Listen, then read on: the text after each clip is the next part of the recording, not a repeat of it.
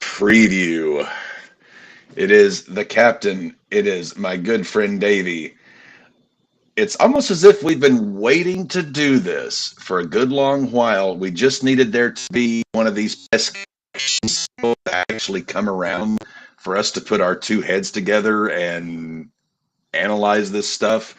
From the time I started working with Dave McKinnon, it was like this guy's a student of history like me. He gets this stuff. He's obsessed with it to a degree like I am.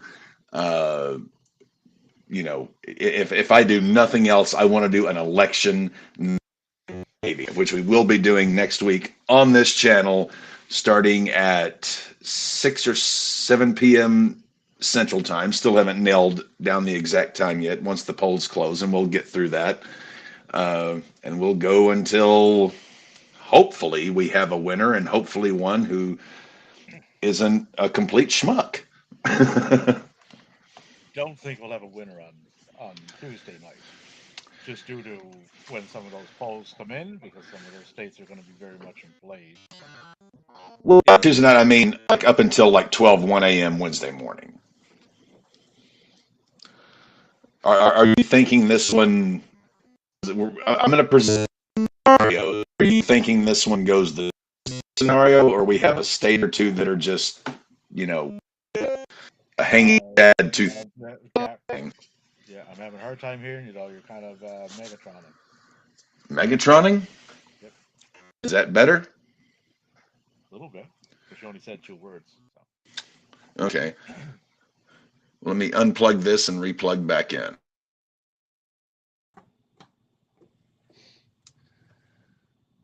there we are. You're back. All right. Uh, Even if we get a definitive winner on this Tuesday, which I don't think we will, it'll be far from over, especially if it leans Donald's way. Like Am I coming through good now? you are, yeah. Okay, very good. Uh, Yeah, and if Kamala ends up pulling this out, right, which is highly possible, right? Like this is a yeah. very very close race It, here. it's still way too close for me to really say It's one not going to way. be a it's not going to be a landslide either way. Like this is going to No, be within a few electoral votes one way or the other, right? But if Kamala pulls this out, all hell's going to break loose on the other side. We both know it because it did last time. I don't see why it wouldn't this time. yeah. Unless it is an absolute landslide for the Republicans, all hell gonna break loose. The way the Uh, states are playing out, though, Donald's not going to get a landslide, but neither is Kamala. no, You know, well, I mean, I have, and again, I'm for anybody watching this. If you want to know my political allegiance, I despise Republicans. I despise Democrats. I despise the two-party system. But I'm an American. I'm a student of history. I hate both these parties. But this is what I love. This is what I enjoy. This is part of being, you know, an American as you follow and, look into these kinds of things. And it's something I can't, let go of. I have to follow this stuff. I'm an independent, libertarian constitutionalist. I have no candidate. I never will.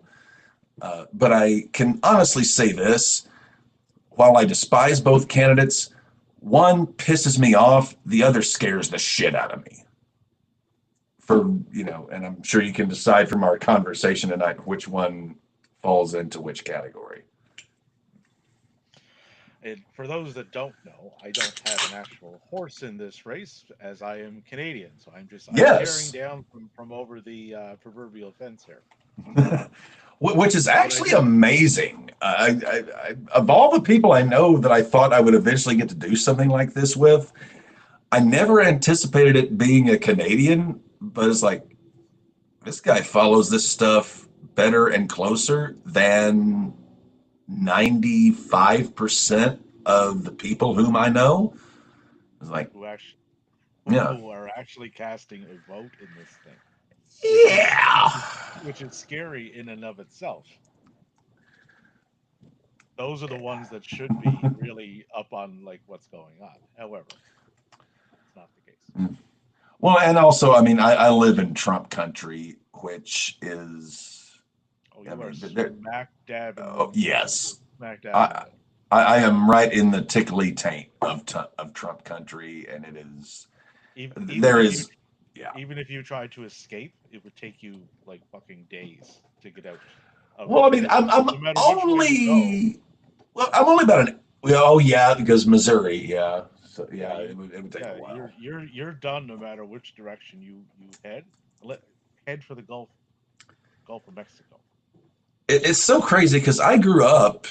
I was born in 1987, in the midst of Reagan's second term. 88 was Bush's first run, which he won very handily.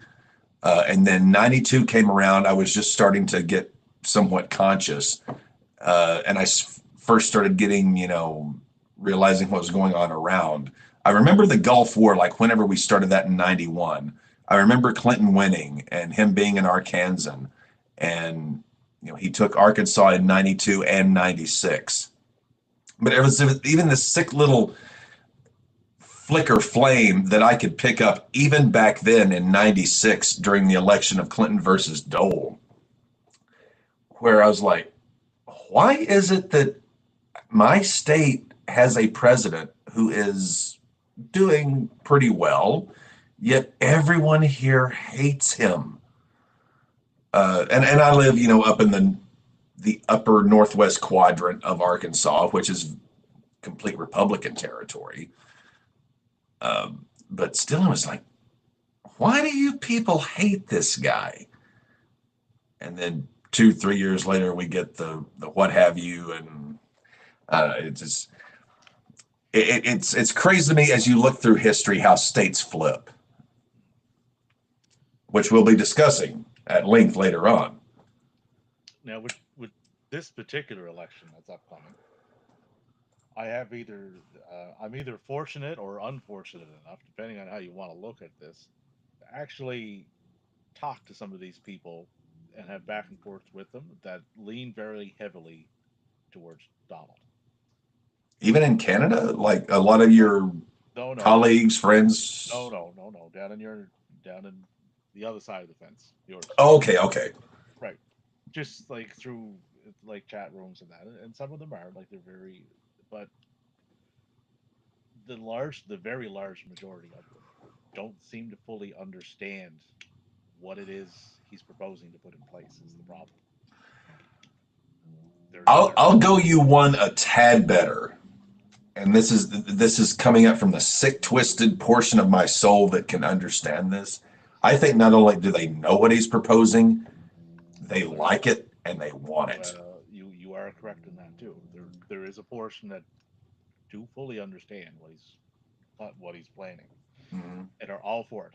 Right? That's scary in and of itself. But it's the ones that don't. Right? They're not.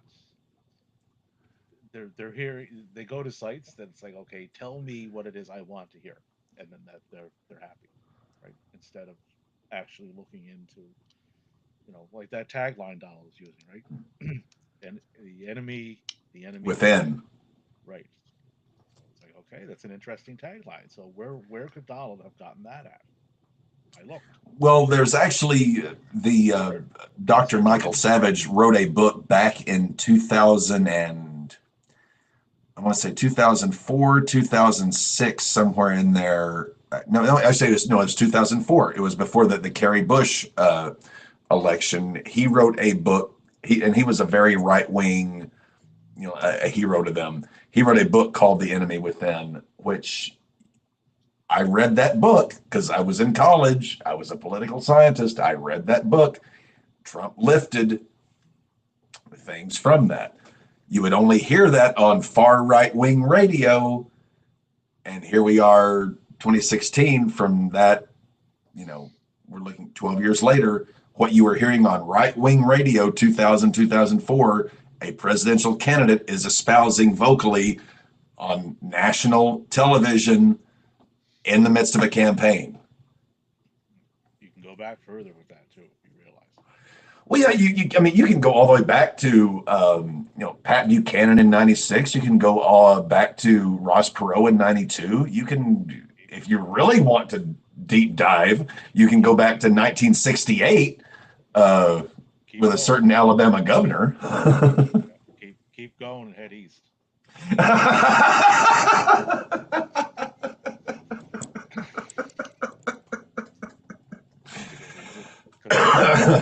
That phrase was used there too. Yes. And, Point being, yeah. He has on numerous times lately, as a matter of fact. As early as what, Sunday? Was it the MSG rally? Yeah, it was last week that when the generals came out. It's like, I want generals like this fellow's generals. Not the first time he's had comparisons to that particular person. Well, he was throwing on the Joe Rogan podcast that I wasn't able to watch the whole thing. I've been so damn busy, but I watched a clip where he was praising the president, prime minister of China for how great of a dictator he was. And he does have a propensity to do that, yes. And not just the one. He does it with a few of them. And someone put on Twitter. Go ahead. Yeah, no, but that, like I said, I'm not in your country. But I am next door. So what he's proposing, I don't have a lot of interest in living next door to that. If I was a little bit further away, like Iceland maybe, Greenland's nice this time of year. Anywhere but right here. Yeah. Well, the comedian, I think his name is Hinchcliffe, who was one of the speakers at the MSG rally. I know him about as well as Donald does, apparently. Yeah. Don't know him, never heard of him. It's like, you fucking missed him. Yeah. It was either himself or someone else basically they said the phrase, America is for Americans and Americans only, which someone at a Nazi rally in 1934, somewhere in there, basically said Germany is for Germans and only Germans, the way the language translated. Either that or they just recently watched Gangs of New York. Excellent movie. I love that movie. I mean, anything Daniel Day-Lewis is in or Martin Scorsese directs, I'm going to give an eyeball to. But if you remember that, right? The natives, go back to where you came from, right? Mm-hmm. Pelting them with fucking stones coming off the ships. Born right-wise. It's the same mentality, right? And that the time period that movie was depicted on wasn't exactly yesterday. That was 1863, just prior to the New York draft riots. Yeah. So that's the mentality that they're pushing forward, right? Like that's a long time ago, well over 100 years for those good in math. But that's not moving things forward. Even if you want to go completely mathematical from that time period to this one, roughly. The 13th Amendment to the United States Constitution, which outlawed slavery, was ratified past 1865. The last state to ratify, which for those of you watching means to agree with, to uphold, to whatever. The last state to agree that slavery was a bad idea was Mississippi. They finally ratified the 13th Amendment, which was passed in 1865 in 2013. I remember that. Yeah. Took them a while. I had just assumed that it was. I remember. Well, to put an amendment to the Constitution, it takes 2/3 of the House, 2/3 of the Senate, and 2/3 of the 3/5 of the states. So to amend the Constitution is a big deal. They had the votes in 1865, but Mississippi just kind of, we're not too sure if we want to agree that it's not good to, own another human being. And yeah. So getting down to brass tacks, election night is a week away. We're going to go live about the time the polls start closing. I'm going to share my screen here just for those. There we go. So this is the poll closing schedule for next Tuesday night. And I spent literally 8 hours on this last night. I had a legal pad, and I was basically, because I write everything out in longhand, then I type it. But states that are in red are your basically locked down Republican states. For Trump to lose one of those, it's going to take a miracle. And by the same, your blue states, those are Kamala Harris states, going to take a miracle for those to be, to go the other way. And this is the states in color are the ones that are flipping. They're solid. They're going either Republican, red, Democrat. Yeah. And in parentheses, the number of electoral votes. And these are in Central Time, so 5 p.m. And this is going to depend, Davey, on what time you want to go live next Tuesday. Polls close 5 p.m. Central Time, so you're looking at Indiana, Kentucky. We know how that's going. We have our first swing state. The swing states are black and in bold.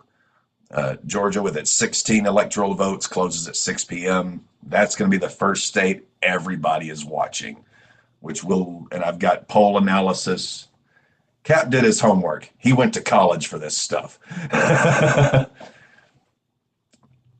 6:30, Ohio, West Virginia, and, oh God, we'll get into this later, North Carolina, as Davey is fond of saying. This state was giving me headaches, Davey. But, man, So on Georgia, like Harris did have in the polling, she was leading there for a fair little bit, but this was back in like late August into September. Since when did Trump take over? Trump took the lead back in that state as far as polling goes on September 9th. Yeah, it was around Labor Day, a week after when he started. Yeah, and he's held it since, and he's held it. The gap has been pretty consistent. Like, there's not a lot of up and down on that.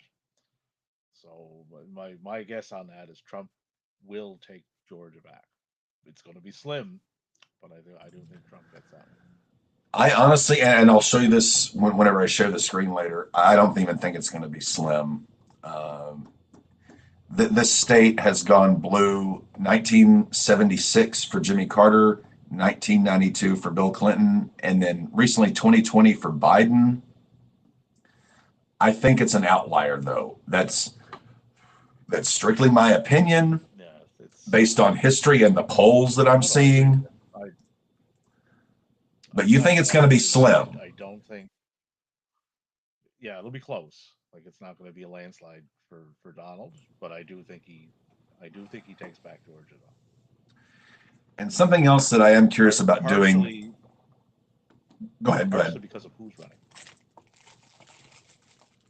Like, if Biden was running, I think it'd be more of a landslide Donald way.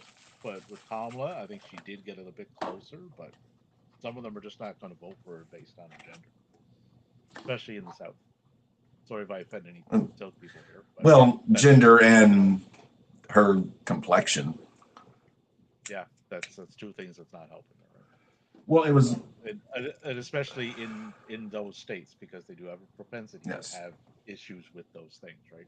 So that's not going to happen. So that's why I'm picking Donald to take that one. Not that I'm going to lay the bet tonight. Like I said, like, I'm not going to send you my final absolute predictions until sometime the Monday before the election. But just for, just to make things interesting on election night, gambling purposes, Georgia, what would you put the because you said it's going to be close. I don't think it's going to be that close. What are you thinking the percentage is that he wins by? Oh, this could be like 51. Like it's going to be really close. Like a What was 51-49? Like yeah? with What was the last time? 11,070 votes. yeah, it was razor thin. Yeah, it's going to be in that category. Well, the basic essential margin of error in, and we'll get to this later in the math that I learned, how to look at polling. Anything more than 3 percentage points in a margin of error, it's kind of hard to trust the math. Maybe 3 to 3.5, or lower. You can more or less give it some credence. So you're saying like 1.5, well, no, like 2.5%, something like right within the margin of error. Yeah. Oh yeah, it'll be in there. It's not gonna. It won't fluctuate more than that because it hasn't. If you look at the polling on this state all the way back to July 30th, right? Mm-hmm. Point in the difference, point like it's never gotten larger than that. The percentage of like on August 27th, it was 46.4, 46 for Donald. Right? Those have risen because I believe the other fellow was still in the race at that time. Kennedy, wasn't he? Yeah, I may actually take you on that bet next Tuesday because I think it's going to be higher than that. I'm making little notes on my pad here, like which bets I may want to take Davey with, uh, just to keep election night interesting. Yeah. 6:30 Donald, p.m. Donald's been leading, but he's never gotten above 49%. It's in the high, like 48, 48. It's been consistent. So he's never jumped up above the 50. No, and I think it honestly, apart from the blue wall, red wall states, I think a lot of these states, it's going to be pretty tough to see a 50. I think we'll see it in a few of them, but the lack of them will be surprising. 6:30 p.m. Ohio, which this is so weird. Like back when I was in high school, college, Ohio was like the swing state along with Florida. Like it was got to win Ohio and Florida. Now it's like meh, meh. Republicans got them. Like Ohio, Florida. Yeah, Donald has been since September 9th solidly in the 50s. Like 51, Well, 52. also his adopted home state. He's technically a New Yorker, but Florida is his adopted. Yeah, like 51.9 right now. The latest one on October 29th, which is today. 51.9 Donald, 43.5 Harris. So that's not even going to be close. That's Ohio. North Carolina, I have up as a swing state, which there's essentially 7 swing states that, for sake of argument, you, me, pundits, prognosticators, pollsters, parties, whatever. There's essentially 7 swing states that everyone pretty much agrees on that are the big ones in play.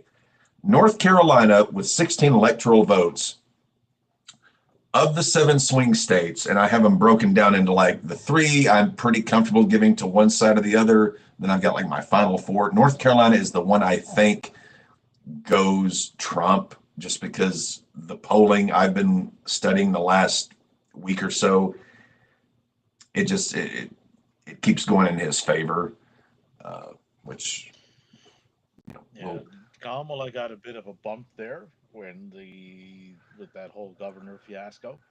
yeah. That gave her a little bit of bump in the polling. But that's leveled back off again, and Trump's taken back over. It's extremely close though. Like the polling, like Donald Mm-hmm. right now, it's 48.4, 47.2 as of today. But that's in favor of Donald. But Donald Mm-hmm. has been consistently leading that state again since last time Harris had a lead was a month ago today. And I think the last time North Carolina went Republican was And the lead she had 47.6 to 47.5. So that's Trying to think. essentially a tie. Or pardon me, the last time North Carolina went Democrat, I want to say Obama got it in 2012. I think he got it in 2012. Uh, Off the top of my head. But anywho, 7 p.m. closing times, we get a whole swash of states.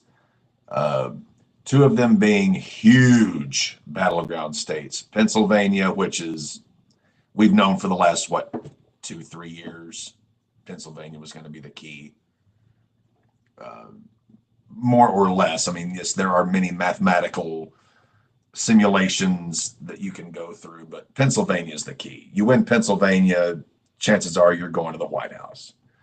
And Michigan, which is another big one. We got more polling today that we'll get to a little bit later that basically shows it's a dead heat. But you get a lot of states closing, a lot of blues, a lot of reds. Of the states, if I need to enlarge this, let me know, Davey. Because the first ones we looked at, Virginia, possible, but highly unlikely. I would say that flips blue. Your thought, or pardon me, Virginia possibly flipping red. I don't think so, but do you think there's No, any chance? no, Virginia, no, Virginia will hold blue. Okay. They won't flip that one. On the Okay. Pennsylvania thing, though, Democrats have led that in polling the majority of this time. Like all They the have, way and from traditionally Pennsylvania is a blue wall state. That northeastern, what I call the Great Lakes corridor. August, Yeah. going back to July 30th, consistently, it's been close, right? But Oh yeah. Harris has been on top pretty much the entire time. Now Trump's pulled ahead the last couple of days, 48 to 47.7, but 47.9 now to 47.6, so it's 0.3%. That rally that Donald held in Madison Square Garden and the Hmm. rhetoric that went on with that likely alienated. It may not have alienated all of them, but I think it did alienate. I think it'll alienate enough of them that it's going to tip that state to Harris, because there is a large of that population. There's a large contingent of that particular community, Puerto Rican and Latino, that could very well easily flip for Kamala. So I think that gets her the state. You you really think? And I'm not saying this to be an ass. You really think that is gonna that particular rally, that particular evening, which was chock full of hoo ha. Well, You well, think that would swing it that much? put yourself, if you're one of the four. I think it's like 400. Just it's in the 400 to 600,000 range population Hmm. of that particular demographic, right? So if you Yeah. were on the fence, right? I don't know how you can be on the fence with these two, because they're so polar opposites of each other. Like it's like Well, again, in 2016 they were polar opposites, but yeah, but yeah. this is a bit different than 2016 though. But if you were one of those, of that descent, right? And you Hmm. say, "Hey, I'm on the fence. I'm not sure. Do I go Kamala? Do I Donald? Which one? I really don't know." And then you hear all that, Yeah, I mean, you know where one stands and where the other doesn't. right? Is what was said at that rally from that comedian and everybody else that was on Hmm. that, and Donald not coming back and saying that, no, I disavow, this is wrong. I don't know that guy. Would that push you towards casting a vote for him? Wouldn't me. You know what did he call Puerto Rico? A floating garbage, Floating island of garbage, something like that. right? If I sent the exact thing to Maddie in our group chat. Yeah, that is Um, a very odd way to try to attract voters of that particular ethnicity. I think they knew the number of cameras and eyeballs on that, and they straight did not give a hoot. It was, we're playing to the base here. Yeah, I'm still trying to figure out why he was in New York of all places, a state that he has zero chance of winning. Yeah. One question before we get to the next slate that I want to ask you, because we've discussed this a little bit between ourselves. The state of Texas, which has sort of, Texas and Georgia have kind of become lab rats, for for lack of a better phrase. In my lifetime, I never thought I would see Texas even remotely close to being able to be flipped. But I've watched some videos, some models, some polling data that shows while Texas likely will not flip this time, it's going to be close enough to where it's going to look like Georgia was looking 2, 3 cycles ago. Um, we saw 2020, Biden flipped Georgia. How long do you think, given your experience, and you're older than me, you've been watching this longer than me, how long do you think before Texas turns blue again? Because it has not gone blue since 1964 for Lyndon Baines Johnson. That is a long time. Well, I'm 54, soon to be 55, and it won't happen in my lifetime, especially if Donald gets in. Because if Donald gets in, that's going to change the dynamic of what your next election is. But as far as that state, it's definitely not flipping this time. Donald has held No, it's not flipping this time. yeah, a consistent and a very large lead in that state. So that'll be definitively red. Sure. And if he gets in 2028, I don't think it'll matter. Well, let's again. I have my doomsday scenario. You have your doomsday scenario. Um, let's say. Buddy, remember, remember his words. Oh, yes, yes. When he was standing in front of that group of evangelicals. If you elect me, you'll never have to worry about voting again. Vote for me this one time, just this one time. We'll have it fixed. You won't have to vote again. He's not lying, right? You can cast your vote all you want. Right? In 4 years' time, if he gets in, it won't matter. That's where this is headed, guys. This is what's on the line. Well, let's say a phrase I'm starting. I never, and again, I never thought to hell I would be using this phrase. Let's assume all things stay relatively sane. Do you think Texas flips 1 cycle from now, 2 cycles from now? Flat out, no. Flat out. Okay. All right. And wouldn't you know it, 7:30 p.m. Central, the one state that closes, my home state, we know how it's going to go. And we discussed this off air, Arkansas. Yeah. What does the polling look like in your neck of the woods? Let's have a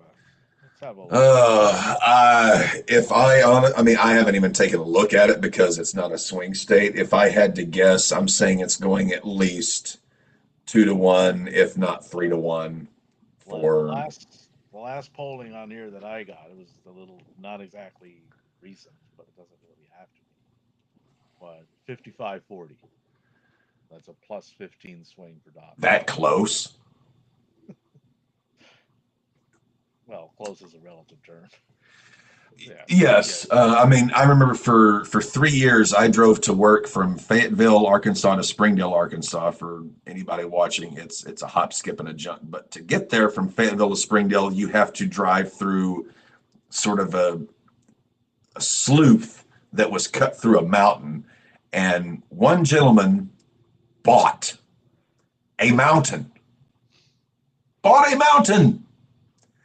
and painted the mountain with the MAGA flag. Of course he did.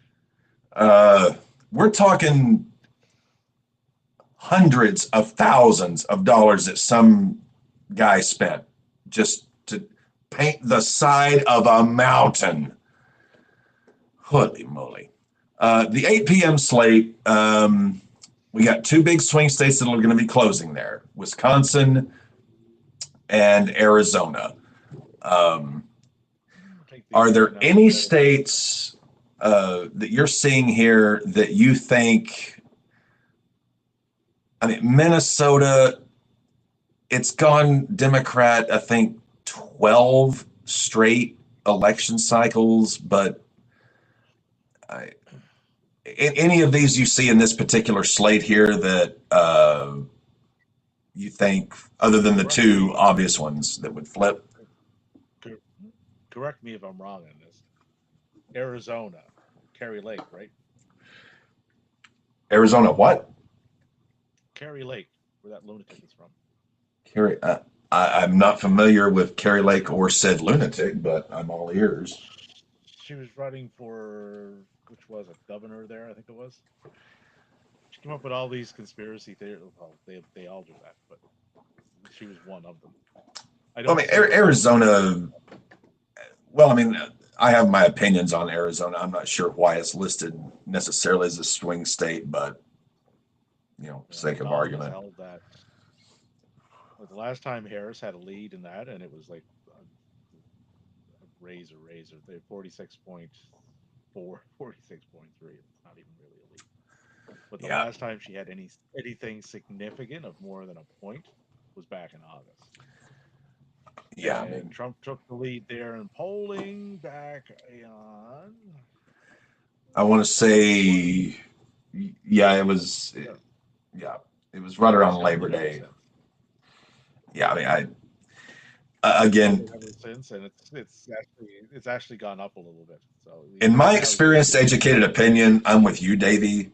Arizona is not a swing state, neither is Nevada, but sake of math, Trump. sake of argument, I'm looking at it as one. Trump yeah, Trump's leading by about 48.7, 48 point or 46.8 right now. So that'll go to Arizona. Will go to Trump. That one. Then we've got basically, apart from Nevada here in the You said 3 hour Wisconsin too. Wisconsin was the other state, correct? Wisconsin. That was dropping the same time as Yeah, Arizona. yeah, yeah. Wisconsin, Arizona dropped this. Well, the polls close. I mean, we'll probably get the results, especially a very contested state, probably 2 to 3 hours. Um, Now that has gotten closer, like considerably yes, closer.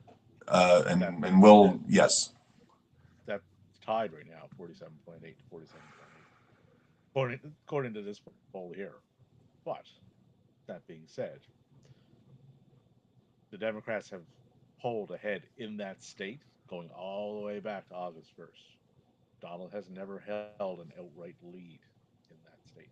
So I think that holds true, and I think Harris holds it razor thin, but I think Razor she holds thin, a and solid. historically, again, if you take 2016 out of it, Wisconsin, Minnesota, Michigan are part, again, what I call the Great Lake New England blue. Well, not what I call, everyone else calls it.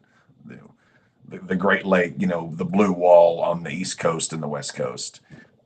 The 9 p.m., 10 p.m., and 11 p.m. slates, apart from Nevada, and I don't even really see Nevada as being contested. I think it's going to go Harris. All these they're sewn up. I mean, we know, we know. Nevada. Let's have a quick look at Nevada and see. Nevada Nevada. is leaning Harris, and it continues to lead Harris. Trump has shown decent polling, but again, as I'll get into the argument later, history tells us it's going to go Harris, barring some kind of catastrophe. Yeah, he's had little blips on the radar of leading, but barely, like a fraction of a point. So I do got Nevada going to Kamala. Okay, so, and from speaking with you, Davey, this is what I have is essentially, and we'll go through this. I know we'll have some disagreements. That's why I've got two separate screens that I can put up to go through this. This is just on my pre-prepared notes that I sent you last night. This is essentially the starting map that I've got. You've got a congress. We've got congressional districts either way, but I think it worked out one way or the other. this is essentially the map we have. And it starts with Kamala at 226, Donnie at 219. Let me pull up your map here. I colored Yeah. all mine in. I got 100.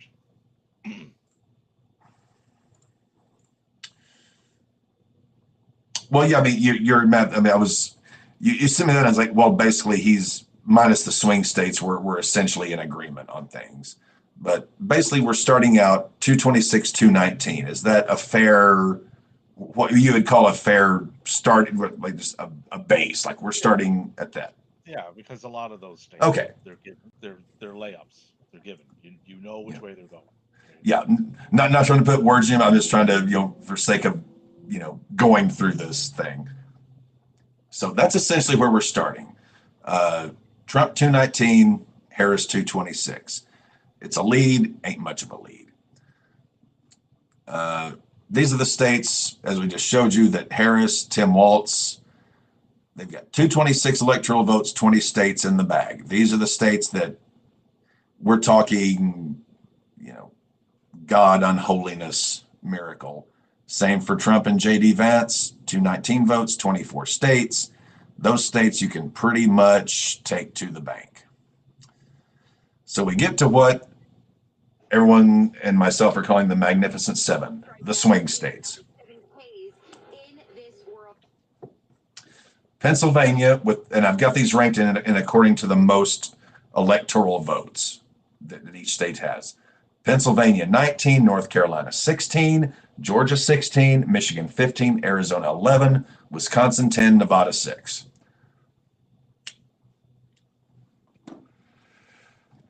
So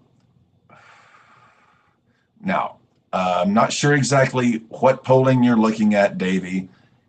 Here are the polls that I looked at that have me giving Nevada to Harris. It's a slim lead, but historically speaking, Nevada goes Democrat. Anything here you would disagree with or that you've seen that leans you to think that Nevada goes a different way? No, I got Nevada going Harris. Okay, so let's. Oh, where's it? Stop that one. Share this one. So I believe this is Davy's map. So you've got Nevada going Harris, and I pretty much agree with you on that one. So we got Nevada out of the way.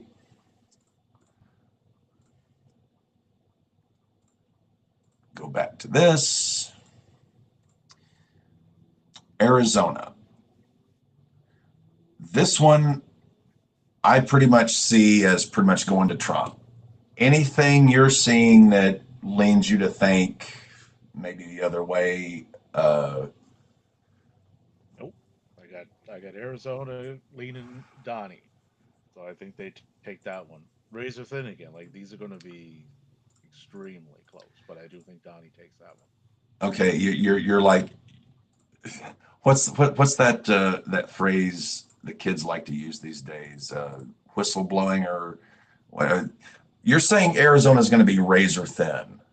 I disagree. How thin are we talking? Because I've already got the Georgia numbers here. Arizona, how thin are you thinking for Arizona?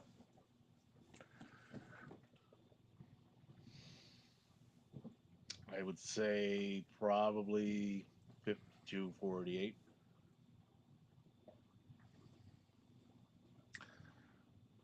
And Georgia, you had what were the? I've got the percentage on Georgia. What were the exact numbers percentage wise on Georgia?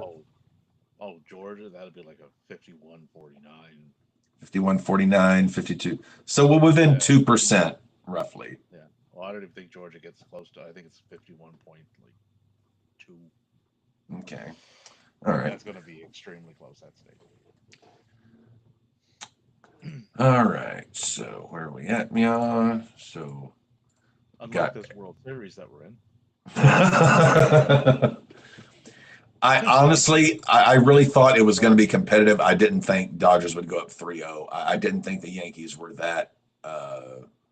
You remember what I Fa- predicted? Dodgers, although I did predict six. And who did I say was going to get MVP? Mr. Who? Freeman. Mr. Freeman. Yeah. hmm I do remember Mr. Freeman. I think, yeah, I said 6 or 7. We're looking at a potential sweep here. The Yankees just look like they are so outmatched. All right. So we got those two out of the way. I really don't, again, I don't necessarily consider these swing states. Same as this one, Georgia. We discussed it a little bit earlier. This is the one from the polling I'm looking at. You can see the polls there, the sample size, margin of error. I don't even, I don't know why this is even being called a swing state, much like the other two. I, I, I, I I just, I still don't can't. see it. I still can't figure out the state of Georgia because, like, they have a guy running in this election who literally placed a phone call, tried to illegally, like, go find me some votes. Right? Basically, Yes. essentially saying, I don't care about your votes. I need 11,000 votes. Find them I for me. Yeah, just go look, just go dig them up somewhere, right? That would, if I was in the state of Georgia, that would be cause me to kind of pause and say, okay, wait a minute, does my vote even count with this guy? Like that's how I would kind of do it because that's kind of what it seems like. But Yeah. they will most likely like go red. So, but like I said, razor thin, but I think it'll go red. Okay. So we're in agreement there. We've got essentially the same states going the same way. So scroll down here.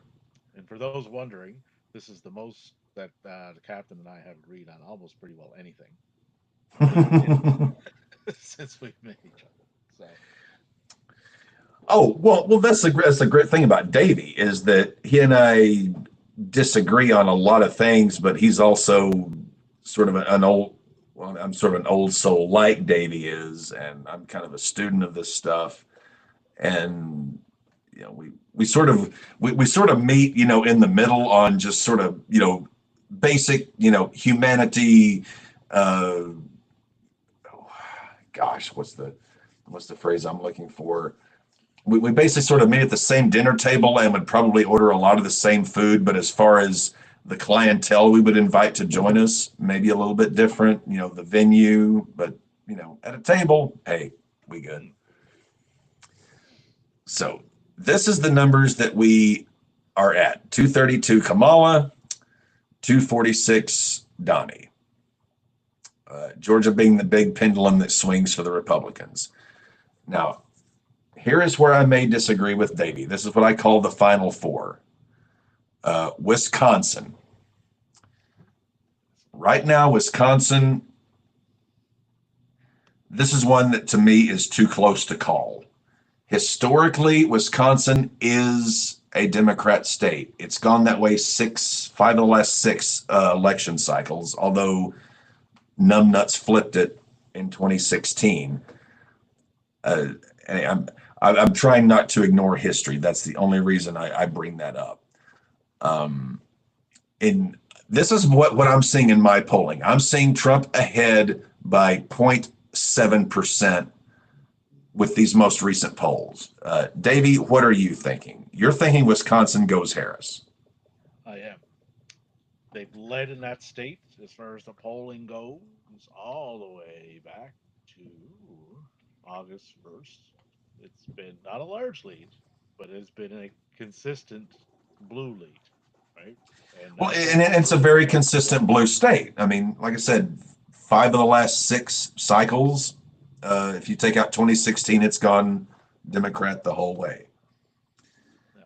And Um, I see that trend continuing, and just based on the polling, which has been very close, but also very consistent too, in for one side. so you have it going Harris. How close? 52-48. Same as Arizona. Yeah, yeah. All right. So, let's see. That's Wisconsin. Come on, you mouse. You bastard. Okay. So we've got that map. And essentially, while Trump leads by 0.7%, the margin of error is what you see there, 2.93. And history saying Wisconsin is going to go Democratic. I'm inclined to believe you there. So we go down to Michigan. This one, if you notice the most recent poll that I added here I know I shared this document with you last night, Davey. This poll, the Emerson one, down at the very bottom, 1,000 people sample size, 3.0 margin of error. When you put that with the others, it puts this state at a dead heat. Davey, Michigan and North Carolina, which we'll get into next. I don't fucking know. It is so damn close. I mean, we're not talking about razor thin. We're talking getting into the millimeters on, the microscopic hairs here. And granted, still a week to go. A week to go. Things can happen. I see Michigan right now just being. I don't want to make a call. It's too damn close. We've gotten better data in the last 24 hours. I can't call it. What do you see? Well, going back over the last few months, the last time that Donnie has held a lead outright in that particular state was on July 29th. Okay. Ever since then, polling has gone up, she's gone down a little bit, she's gone back up again, back down. Now she's taking a little upswing again. Right now, but it is close. It's 47.7 on my end, 47.2. Oh, hold on, 48, 47.2 for Harris. It's traditionally a blue state. Yes. Right? Again, it was one of the states that Trump flipped in 2016. Yeah, which I think was more of an anomaly than anything. It was just let's get something different in here, right? Well, you got something different. Yeah. Yeah. Yeah, careful what you wish for. Well, I Because you don't just see might that. get it. You just might get it. I don't see that happening again, though. I think Michigan just it'll revert to what it normally does, right? And I think Michigan does go Harris. It's gonna be close again, but I think based on the polling and how consistent it is, it's close, but it is consistent. It's always like if you look back, Harris has led pretty much the entire time going back to first part of August, first of August. So I think Harris does grab Michigan. Once again, real close, like 51-49 or 52-48, but I think she gets it. 51-49/52-48. So you're seeing Georgia, Arizona, Wisconsin, Michigan, if I'm reading your math right that you told me. Any of those four, you're looking at about a 2-point differential. Just being, you know, these won't be one of those states where, the poll closes and they instantly project what have you. In an ideal world, yes. I don't think it'll matter what they project because if this goes the way I'm thinking it's going to go, it's going to cause a whole lot of events to begin to happen at it, which you and I both know what those are likely to be. Mm-hmm. So getting to the state that has given me the absolute most damn headaches. North Carolina. I shit you not, Davey. I literally went through and they're probably still in my wastebasket below my desk. I went through about 2, 3 pages last night of polling from North Carolina over the last 3 to 4 weeks. This state, I think it goes Trump. Here is the problem. The polling in that state, the margin of errors, the sample size, either the margin of error is just astronomical, can't trust it, or the poll or the sample size is so small. I My first 2 years in college, my advisor, this guy had a dual doctorate in both mathematics and political science. To this day, I still trust and believe this man. And he always told me, never trust a poll with less than 1,000 sample size or one with much more than a 3% margin of error. North Carolina's polling, On the small side, as far as the amount of it's people. Yeah. today is the first day in the last 8 to 10 days where I've finally gotten 4 polls, and you can see them that are listed there. Where I was like, okay, the margin of error, the sample size, I can give this some credence and weight.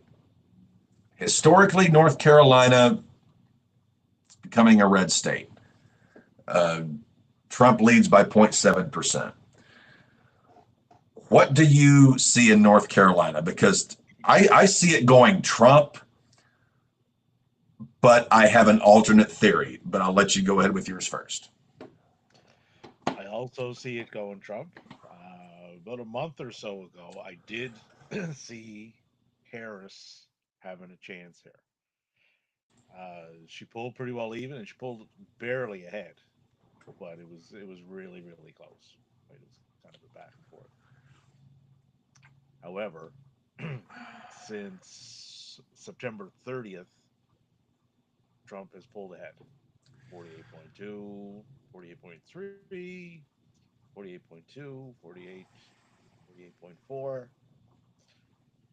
and right now he's holding at 48.4. So that's about 1.2 percentage points ahead of Kamala. What the little kerfuffle that they had there in North Carolina with the governor that was Yeah. his scandal that gave her the bump, but it didn't hold. So I think they just reverted back to safe and sound. I'm just going to vote like you know my daddy did, and my daddy before him, and my grandpa's daddy. So they're going to do. I Look, think George Carlin, my daddy, my daddy, my my daddy. daddy, Well, my daddy, my daddy. my daddy used to say, blah, blah, blah, blah, blah, blah, blah, blah, blah, blah, blah, blah, blah, blah, blah. Oh, isn't that fucking enlightening? You know what my daddy used to say? Fuck your daddy. So that's probably the noises that they'll make going to the polls to vote for Donald. But I do think North Carolina does go red. The It was thing is, close for and a this is while, but I don't think it tips. North Carolina and Virginia, and again, me being a history nut, North Carolina is it's so inbred with the South. It was one of the Confederate states. If you actually study the Civil War, of all the states in the Confederacy, North Carolina lost the most number of soldiers. North Carolina has consistently more or less gone red. It's close enough to Virginia, which Richmond was the capital of the Confederacy. But Virginia is so close to DC, Maryland, Delaware, that area, that I think you get more blue there than red. Um, North Carolina and Virginia, honestly, in every election cycle, those 2 states are the ones that when I'm initially sitting down looking at my map and thinking, okay, how is this some bitch going to go? North Carolina and Virginia are the ones that initially cause me the most hangups because I'm always having to look at so much more data, so much more trends. They're just very confusing states. But I think North Carolina goes red. It goes uh, for Donnie. Uh, it's So you mentioned the amount of voters as far as the sample size.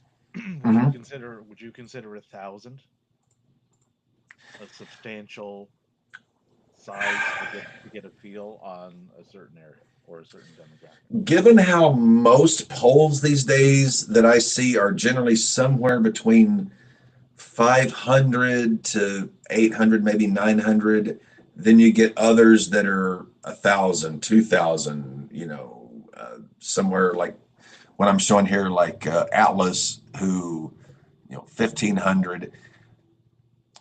I always tend to look at polls that have the highest sample size combined with the lowest margin of error, because mathematically that tells you they're polling a lot of people. The margin of error is low. It's not perfect, but it's low. It gives you more trust in that. However, I will qualify that with the fact that North Carolina has been going red. Now, here's an interesting poll that just recently came out, Okay, and it is from the NAACP. of which I'm a member. They found that black men had solidified their support for Harris after a previous poll suggested that nearly 3 in 10 would be voting for Trump. According to the poll, of the 1,000 black voters, support for Harris among men under 50 years old jumped from 51% last month to 59% now.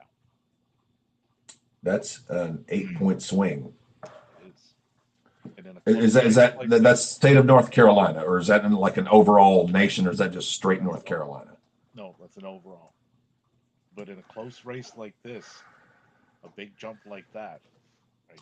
Yeah, I mean, Couple that with, like I said earlier in the show, Donald and his band of merry misfits at Madison Square Garden show, and how they refer to Puerto Ricans and Latinos, right, who do make up a significant portion of the population in some of these swing states, right? Especially Pennsylvania being one of them, right?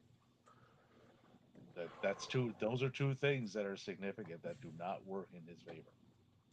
well, if you happen to remember, Davey, the 2012 election, Richard Dick Morris, who was a pollster and political consultant for Clinton during his 8 years in the White House, 2012, and he caught, basically it killed his career essentially as far as credibility.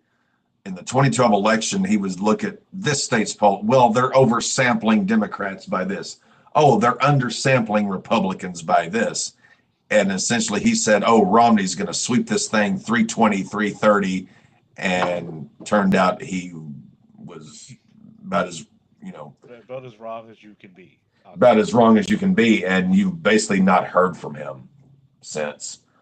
Well, you don't really recover from that because you only have one shot of getting these things either right or at least very close. Well, the thing is not only did he get them wrong, he got them wrong massively. Like, you can be wrong if you put your numbers out and say, okay, I think it's going to be this, but this sort of margin, 3, 2, 5, somewhere. He was like, no, Romney's going to win this state by 10 points because they're undersampling. It's just like, goddamn, Dick. Yeah. It's like, dude. It's like those people that are saying Donald is going to win a massive, massive landslide. It's like, you obviously either A, don't know what you're talking about, or B, you're blowing smoke up a lot of people's ass. Yeah. That's not going to happen. That's not going to happen to Kamala either. I don't think it'll be it's sure as shit. I'll say this, and it sure as shit won't be a landslide for Kamala. No. I could see a scenario where things flip a certain way and Donnie claims a 300. To me, a landslide. Okay, so 270 to win. To me, a landslide, given the political map, if you get 310 plus, that to me is a landslide. 310 or more, 300 to, it can kind of go, but if you're getting like 300 plus, okay, that I don't think either candidate is getting to 300 plus unless something breaks, No. Tom Petty free falling. neither of these people are getting to 300. That's not happening. So What was the count last election? What was the count? 2020 electoral vote count. Biden won by 306 to 232, um, which that's borderline landslide. I don't know. It's borderline 303, because 235. yeah, that's borderline You look because that's like 310 plus. Yeah. now you now you look at those two numbers, 303 to 235, right? Hmm. 68. That's 68 difference. Now think back to what happened after that election with that big of a gap, right? Leading up in the fall, right up to January 6th, and so on and so on and so on. What do we think is going to happen if it's as I got predicted, right? I will say this. I mean, I'm in agreement with you on this. I will say, unless it is a Nixon 72, Reagan 84, Bush 88 level, just shellacking, we're going to see some shit. And I think the shit that we may see could make January 6th look like chicken feed if things don't go the way certain people Well, want them to. I believe I think he has it right. I mean, It'll basically, look like he has a shot, not 72 and 84, Nixon and well. Reagan carried 49 states. I think 88 Bush carried 48 states. Unless it's that level of a landslide in favor of the Democrats, where basically the Republicans have no leg to stand on, if it's anything remotely close, and if it's really close, it could get nasty.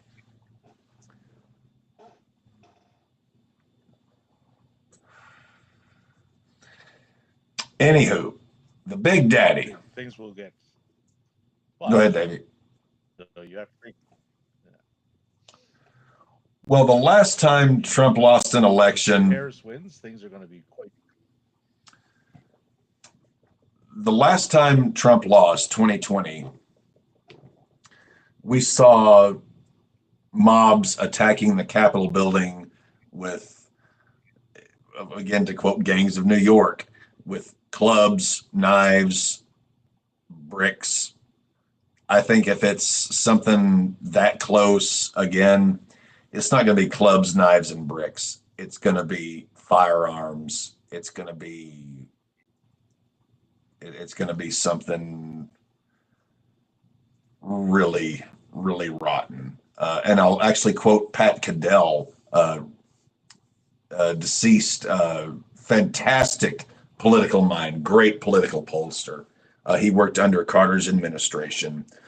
Um, Going into it was either coming out of 2012 or going into 2016, in an interview, he was looking at polls as far as dissatisfaction with presidential approval rating, Congress approval rating. Do the politicians have your best interest at heart?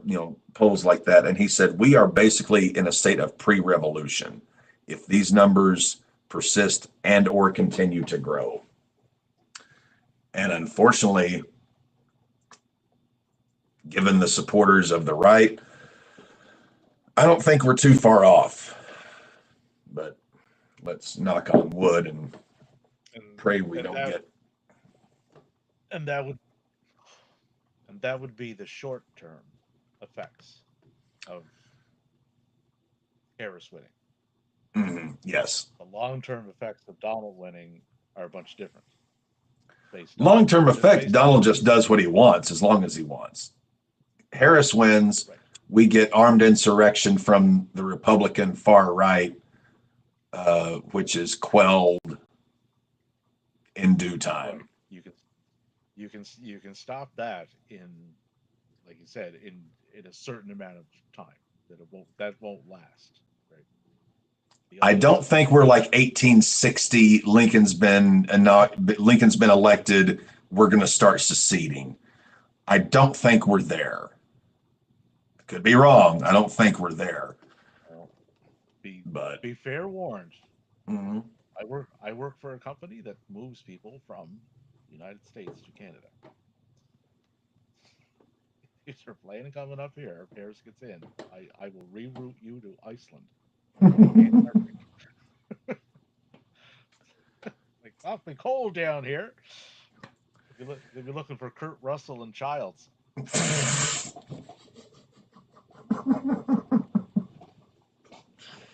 So roughly 20, 30 minutes to go. Pennsylvania, we've basically known arguably since 2020 ended, but at least the last 2, 3 years, Pennsylvania is going to be the key.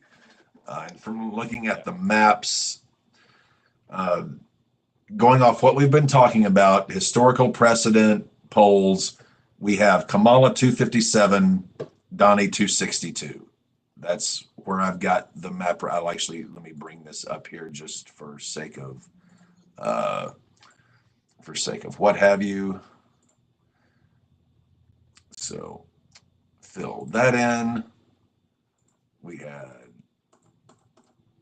ah, that going blue, that going blue. So that puts it 262, 257, which leaves Pennsylvania as the state. yep, Um, so, and again, those congressional districts, they can kind of, you know, one goes, Pennsylvania is going to be the key to this whole damn thing. This is the polling I'm looking at right now. And as you can see, it's close. I've got Trump ahead by half a point based on well, the four most recent polls that I've got. I included that Bloomberg poll strictly for this reason. I hate the sample size, but it's a low margin of error, and it's the most recent of the four. So, I mean, it it's just it's crazy. Uh, Davey, what are you seeing in uh, Pennsylvania? going all the way back to July 30th, this state has been blue as far as the polling goes. Consistently blue, consistently very close, but still blue. Right? Donald has pulled literally on the ones that I'm going by here 0.3, which is essentially a tie. It's not a lead. I don't see, coupled with what went on at that rally and the percentage of that population that is there, that is of that descent of Puerto Rican and Latinos, right? And Mm-hmm. there's a fair amount of them. I think that's going to be enough to flip that over to Harris. Well, not a flip because they won it last time, but I think it stays blue. Thin margin. Once again, like a 51.49, 50 or 51.8, 40, 48.8. It's not in that range, but I do think it goes blue. All right, so just to backtrack on our side bets. So North Carolina, you're thinking is going to be more in that 51-49, 52-48 neighborhood, right? Or do you think it's going to be more right than that? North Carolina, that's trending more like a 52-48 in my eyes, 52-48. anyway. Okay. And then Pennsylvania, you're seeing more razor thin. Razor thin, yeah. Well, it's been razor thin the whole time, but it's been consistently razor thin. That tilts blue, not red. 51-49, somewhere in that Yep. category. Um, What all these razor thins are going to lead to is a hell of a long night for us. well, there's that, but I mean, what it's going to lead to is stop the vote, stop counting, right? Why are Mm-hmm. these? Why? where did all these votes come from? I was leading 2 minutes ago, right? That you're going to hear the same stuff that it's going to just they're beating the same drum 4 years ago, right? Could end up with the same results, right? With him losing again. Stop the voting. Stop the counting. I won. Stop counting. I'm ahead, right? Somebody in North Carolina, I think they already said that. Was it? Was it? I think it was North Carolina. One of the guys running for something down there. You know. That I haven't seen. I did see the fire that was set to a Yeah. Michigan No, I'd um, seen that too. absentee mailing ballot, which I replied on Twitter as like, can't you just see the Trump campaign? Burn the ballots. If they ain't got them, they can't count them. Yeah. And but that's something that would, you know, that'll be probably more common practice than it should be.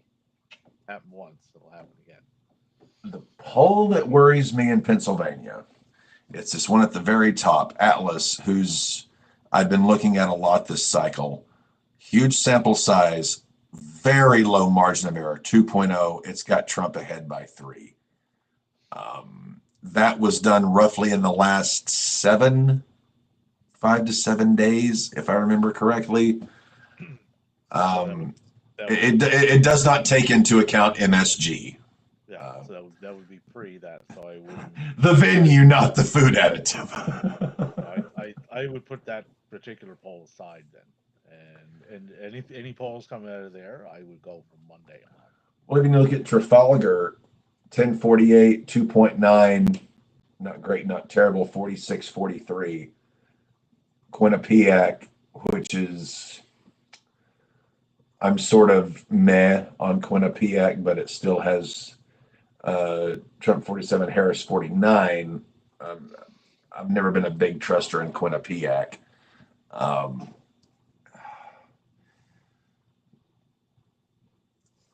of these 4 states we just talked about, Wisconsin, Michigan, North Carolina, Pennsylvania, do you think we get a situation election night where they call or they say a state is too close to call? We're gonna have a like a 2000 Bush Gore situation. It's very possible, yeah, quite possible. This is a lot closer than all rationale would suggest it should be, right? Just based on some of the things that have been said and done over the course of this election or lead up to the election and the campaigns. Well, Bush Gore, I knew election night, and again, I'm a kid in high school who's just been a history freak his whole life. Election night 2000, Bush was conducting a rally 45 minutes from my house in Arkansas.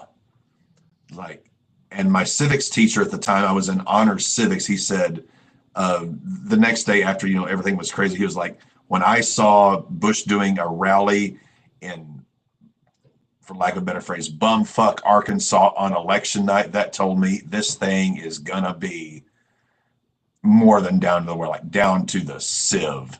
Yeah, but you can't with this election here. You know, good that there's all kinds of historical data and everything else, Yes.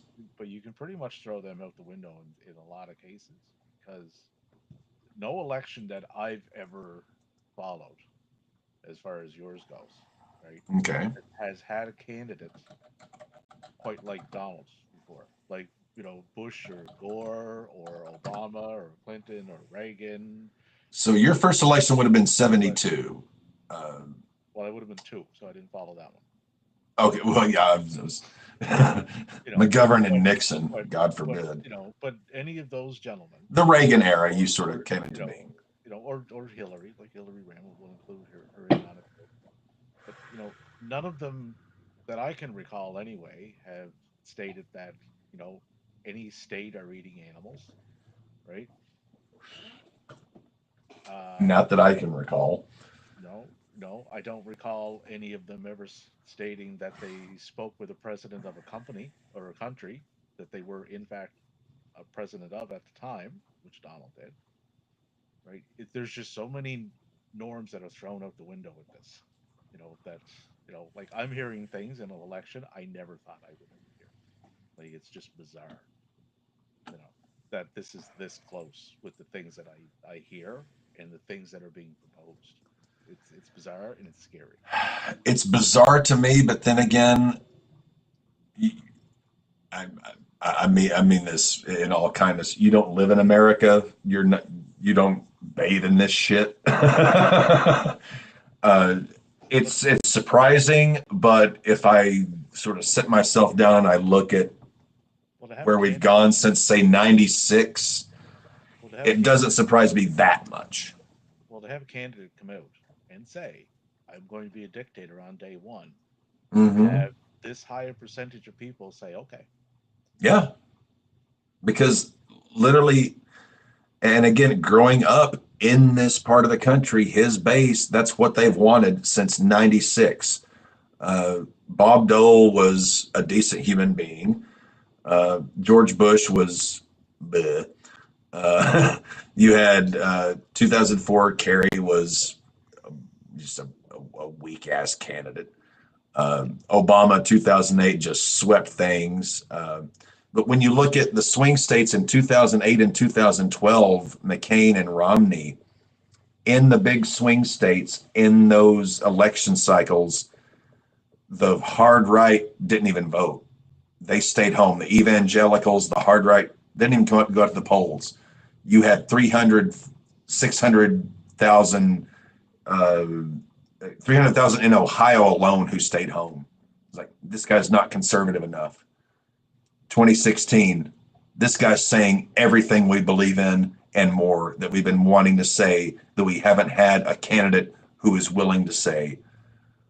This is what they've wanted, which, and I'm still puzzled how, if his base is that much behind him, how he lost in 2020. Because Biden to me is a bore. Like, who would vote Right, for Uncle right. Joe? Well, he in 2020 he did have a 4-year track record of performance or lack thereof in a lot of areas, Yeah. right? So, that didn't work in his favor. That was 4 years ago, and people forget, right? Mm-hmm. Exactly some of the stuff that went on, right? Like the COVID response, like hundreds of thousands of people died on that. And that's a lot of people. The the what was it, the hurricane, where he was tossing out paper towels, right? Mm-hmm. Like, people forget, right? They shouldn't forget. Like, they have to. This is extremely important. What's going to go on next Tuesday? Like, more so than any election that I've ever been through in my 54 years, or seen, or have looked up on. Like, this is extremely, extremely important for what your country is going to be moving forward. Because As I basically said, 4 years of Kamala Harris, I'm going to continue to suffer financially. I'm going to be broke. I'm going to be pissed off. I'm well, going to be upset. okay, let's But visit if that. Donnie gets elected, Well, let's visit that. uh, Let's visit that for a second. yeah, So, okay, so you're going to be broke for 4 years under Kamala. So all these tariffs that Donald is proposing to install on countries around the world, right? Everybody knows what a tariff is, right? yep. It's a tax. So if you're taxing those countries, and America does import goods and services from those countries, so where do you think that is going to get passed on to? The countries and the companies making these goods and services aren't going to absorb them. Somebody is, and it's going to be the people that live in your country. So what you paid for a coffee, November 3rd, you might not be paying the same for a coffee on, November 3rd next year. A whole hell of a lot more. And that's just one item. There'd be a lot of them, you know. Again, me being a history nut, I've I was having this conversation with myself in the shower this afternoon. It's like, in my entire time as a working adult, from the time I was 16 to now, when Democrats were in office, my financial life was in the shit. Democrats can't run an economy to save their life. Republicans, I made so much money, it took me years to spend it. But at the same time, with Republicans, you get this social vice grip of religious, and so it leaves me conflicted to where it's like, well, I'd be willing to eat 4 years of Kamala Harris. I mean, I'm employed, I'm making okay money, not great money like I was under Trump, And but at least I won't have to worry about being in prison for, being there, what I am. and there's the other thing too, something that you alluded to there. If Kamala gets in, which is probable, it's this close, it could go either way, Yep. right? In 4 years' time, if you don't like her or the jobs that she has done, you can vote her out, right? When Donnie runs again, Well, Donald will be in his mid mid 80s, 80s. right? If he's still alive and kicking, I wouldn't, or not. If there is a chance, they will wheel that orange twat waffle bastard out in a wheelchair and put a microphone in front of his face. Well, if he's not somewhere where they can't wheel him out from, which is a possibility too. He has quite a few litigation. Felonious. Yes. Uh, So if he doesn't win, those things don't go away, and he doesn't have the election to shield him from it. Right? They're waiting for him. If he doesn't win, if he wins, they go away. do you Or possibly see or as just many or as many of them will go away as he can make go away. I don't. I do don't you, think he. I don't think he can make all of them go away just because some of them are state. you didn't necessarily live through this, but again, like me, like you're a student, you know this. Nixon resigns in '74. Hmm. Ford pardons him. Just gives him a flat presidential pardon. Do I think Say Kamala gets elected. No, Does she pardon Trump? no, nor should she. Well, I hate both these parties. I don't trust either damn one of them. But this is the map that we discussed tonight. 276 Kamala, 262 Trump. Let me scroll this thing. Are there any when you look at that map? Is there anything there you think should be changed? Should be put more in a I don't know, but or is this the map that you think? That's how I got it. Okay, 276. Yeah, okay. which So is which is cool. I like that. Like as different as you and I are, the fact that we more or less. and that goes back to my point before, right? Like look what happened 4 years ago with the gap in numbers. Yeah. What do you think is going to happen this year if there's a gap of 14? Couple that with the fact of if he loses, in what I just said, he has a lot of things waiting for him if he loses, right? Which will disappear if he wins. Well, yeah, if he wins, he'll make as much go away as he can, right? But if he doesn't, right, he knows all those things are waiting for him. So there will there's nothing that he won't try. Just a quick, Davey, you said you might have another show tonight. Have you heard? Do we have like 5 minutes, 10 minutes? See. I don't want to keep you past. I have no message from my other broadcast Okay. partner for a rest of the show as of yet. So while we've still got you, I'll go through this because I created 2 doomsday scenarios that I sent to you last night. This is the Trump doomsday scenario where he wins all those contested states that we discussed. He gets 306 to 232, which we know at that point Trump's going to do what it's like Forrest Gump, stupid is as stupid does. Trump's going to do as Trump does. Yeah. This to me is the first doomsday scenario where he wins handily, and it's like, well, like babe, should we like start exploring properties outside of this country before we get imprisoned for, not Well, being straight wasps? well, look at it this way: like his little friend over to the east. Oh, Vladimir. Yeah, he has elections, correct?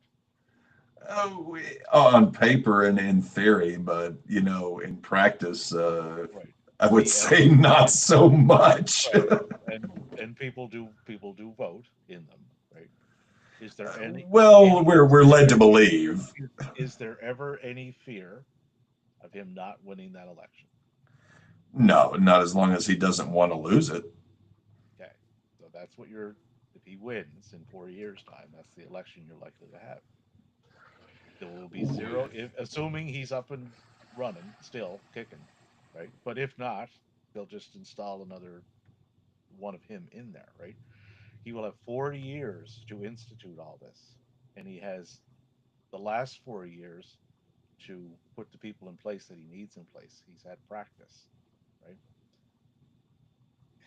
Like I say, like your country could significantly change, like in the next week, significantly. Oh, I'm very well aware of this. Uh, But like I said, if Kamala gets in, if you don't like what she's doing, then vote her out in 4 years. Put someone else in. You will have that option in 4 years if it goes blue. If it goes red, you may not. the fact that, I mean, after Sunday's football games, which you and I watch crazily, Oh, uh, I oh went. yes. Congratulations on the loss.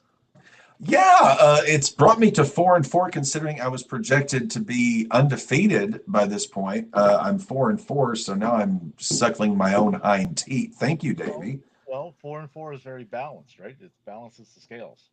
Oh yes, I'm Fox News. I'm fair and Four, balanced. four on one side, four on the other. Like that's almost perfection. If I didn't feel so ashamed of myself, I would actually be able to laugh heartily. But at this point, the way the season's gone, I'm just like, for the love of Christ, Could be I've worse. I've I- I've got what I feel is on paper the best top top three team in the league, and yet whenever we play teams that have even a modicum of a pulse, we just get our asses whipped. Could be worse. You could play me this year, but you don't. Which is, I play Maddie twice and I play Rick twice. I don't play you this year, which is, I mean, it auto generates the schedule, what have you. Um, but It doesn't look like you'd be playing me in the playoffs. well, Ah, I think right now I'm the sixth seed, and there's 6 weeks left. I think when I was looking at my own mathematic projections, I saw myself as finishing best case 8-6. And that's if everything breaks my way. But I think I'm looking more to 7-7, just getting in on points campaign and losing in the first round to either Dev or he whom I will not discuss that will upset you. I had to snap that. I do have to sneak this in, Davey, just because I'm such an ass. The secondary doomsday scenario, the 269 tie, which Trump flips Nevada and Kamala takes, you know, the other blue states. so that would go to the house, wouldn't it? If that Yes, happened. it has not happened since 1824. It would go to the House of Representatives, who are elected in this. So the Congress that takes office January 2025 would decide the outcome of the 2024 presidential election, should it be a 269 tie, which when we. So so if it's a tie, essentially what the Democrats would have to do then they'd have to tie the election and they would have to flip the house. Yeah, which I really don't see them flipping the House. They haven't. The Democrats have not had a majority in the House since I think 2010, which was the midterms on Obama's first term. which is really crazy when you think about the fact that the Democrats controlled the House of Representatives from 1932 to 1994. They never lost the House during that time. Well, I can see them losing because Mike Johnson has done such a bang up job. I'm shocked that he still has the job, actually, with all the other little people that are buzzing around him. Let's just for shits and giggles, I want to take a look at the because we know the entire House is up for re-election. Every 2 years they're up for re-election. Current House of Representatives. The breakdown. Damn it, that's not what I was looking for. Current House breakdown.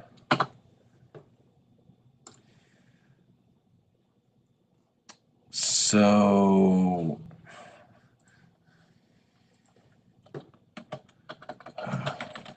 congressional breakdown makeup, then that'll give me the number I'm looking for. So right now it is 220 to 211 in favor of the Republicans. The Senate is 49 Republicans to 47 Democrats. For those of you not know, the House, all 438 seats are up for re-election every 2 years. The Senate, it's 1/3 of the Senate every 6 years. So you get a 6-year term in the Senate. It would be far more likely the Democrats could flip the Senate, but to capture a majority, so 220 plus 211 is 431, 438 divided by 2 plus 1. They would have to flip 9 seats in the House, which when you consider that many House seats are up for grabs. But the House is one of those things. The House of Representatives is kind of like baseball. Change comes very slowly. In the Senate, it's very cyclical. It sort of depends on the political climate. If you look back at the 2012 election, the Republicans were, running this massive campaign to capture Senate seats, and not only did they not capture the seats they went after, they lost seats they had.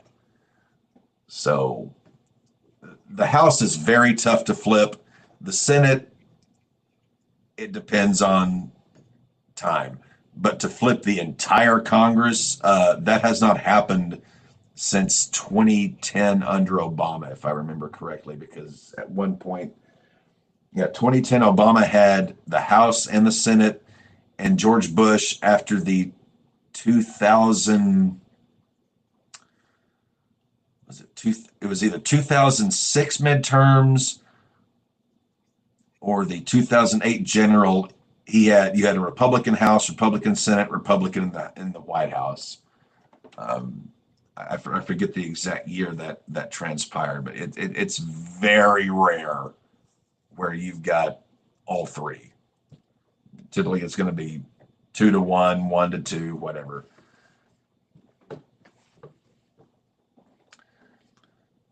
But didn't Donald lose the both of them? See, that would be 20. That'd be the 2018 midterms. Let's see. Well, he was impeached. He wasn't removed from office because he had the Senate. He had the Senate. He didn't have the House, and the Senate flipped in 2020. Again, for those of you the House has impeached Andrew Johnson, basically impeached Richard Nixon, though it didn't come to a formal vote, Bill Clinton, and Donald Trump twice. So we've had 5 impeachments, 4 official, And all four times when they went to the Senate for trial, all four times the sitting incumbent president was acquitted. The closest being Andrew Johnson in 1868, if I were, it was 1860, 1867, 1868. Andrew Johnson survived removal from office by one vote. That's the closest we ever came to that. Nixon resigned because he and his people had a powwow with members of the Senate, and essentially they said, "Yeah, you do not have the votes in the Senate," and he resigned because had the House continued with impeachment proceedings and impeached him, he would have lost in the Senate. So he resigned before the House came to a vote. Yeah. Excuse me. So that was more due to not wanting to be embarrassed than anything else. I'll save some face and just resign as opposed to you. Yeah, well, and the fact that Ford pardoned his ass not long after taking office, as I've always said, on paper, Richard Milhouse Nixon was the most qualified man to ever run or hold the office of President of the United States. On paper, you could not find a more perfect candidate. In reality, in practice, you would, other than Trump, Warren G. Harding, maybe if you just really wanted to stretch it, James Buchanan and Ulysses S. Grant's cabinet, you could make that argument. But yeah, in practice, Trump and Nixon were the least qualified once they actually got there. Grant was a good guy. He just put in a lot of his friends who were corrupt assholes. Warren G. Harding, not that great. James Buchanan, I mean, he could have tried to hold the union together, but yeah, he was feckless. I would never have thought a guy would be unqualified for the president of the United States who's gone bankrupt 8 times and ran a fake university. Blows my mind. Well, And somehow managed to bankrupt a casino. yeah. Well, there, Davey, Bankrupt a casino. It's I'm not still sure how upper you surviving. are on Eastern philosophy, but there's an ancient Chinese curse that reads, "May you live in interesting times." Trump, to me, is that. Hunter S. Thompson, a great political analyst, he thought Nixon was sort of the West's answer to that politically. The damage that Nixon did while deep, or well, no, let me rephrase that. The damage that Nixon did while severe did not run deep. The damage that Trump did and may very well do runs more deep than broad. It's a whole different kettle of fish. We're talking about cheating at poker with your buddies versus having all of their families strung up. Well, what Donald is wanting to do will run both. It'll run both Yeah. because it's going to have a very adverse effect on your country in a multitude of areas. Financially, will be one of them, but it's going to have a far-reaching effect too, because Vladimir Putin has, to the best of my knowledge, quite a few sanctions on him currently.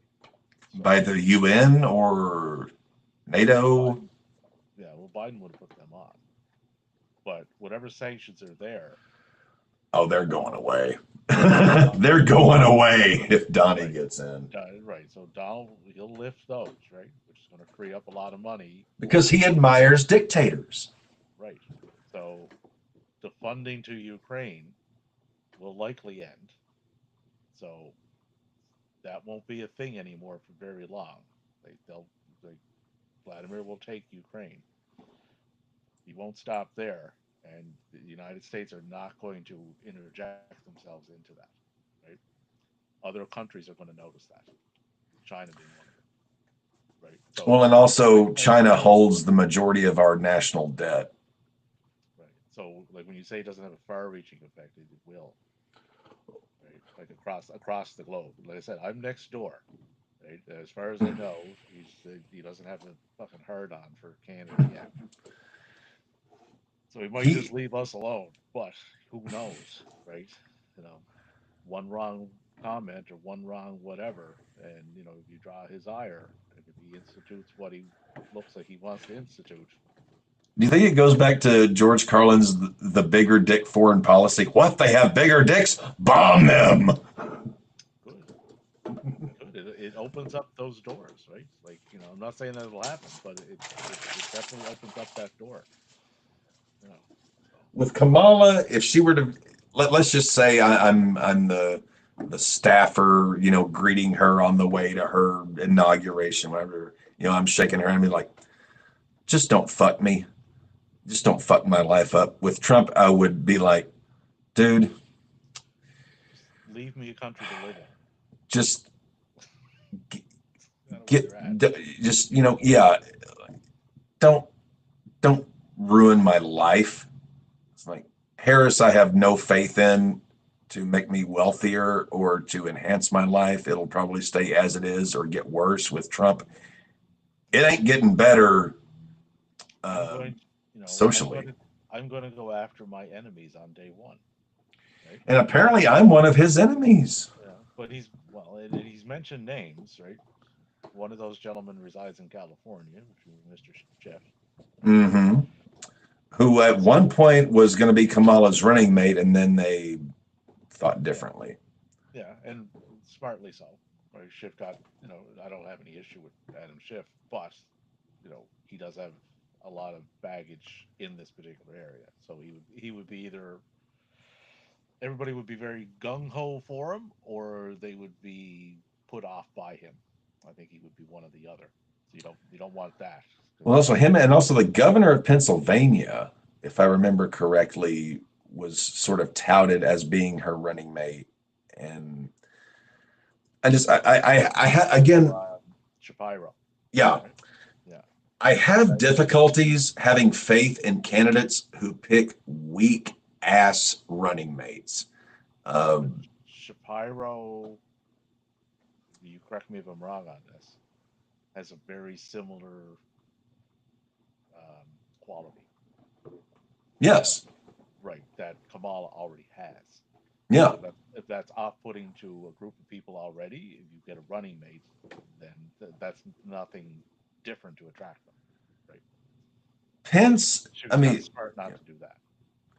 yeah, I mean, she's trying to, Yeah, she's trying to she's, balance out, who can yeah, I she's bring trying to in balance things that out. that that can bring in, some people that maybe I can't right away, but maybe this guy can because it gives you that Something, different voice, a different dynamic, a different look, so you want that contrast. I'll throw something at you, and I may have told you this at one time or another. Something that really rubbed me in a way that made the hair on the back of my neck stand up. I went to the family Christmas party in 2016. And granted, I'm going back home. We're talking not just Trump country, but deep, deep, you know, racist, homophobic country. And people around the dining table on this particular evening were saying, well, Trump's okay, but the guy we really wish would have gotten in was Mike Pence. It should have been flipped because Pence is the guy we should have gotten. And I thought to myself, okay, that sounds odd, but whatever. Went back and researched this a little bit later, Pence's governorship as governor of Indiana and whatever.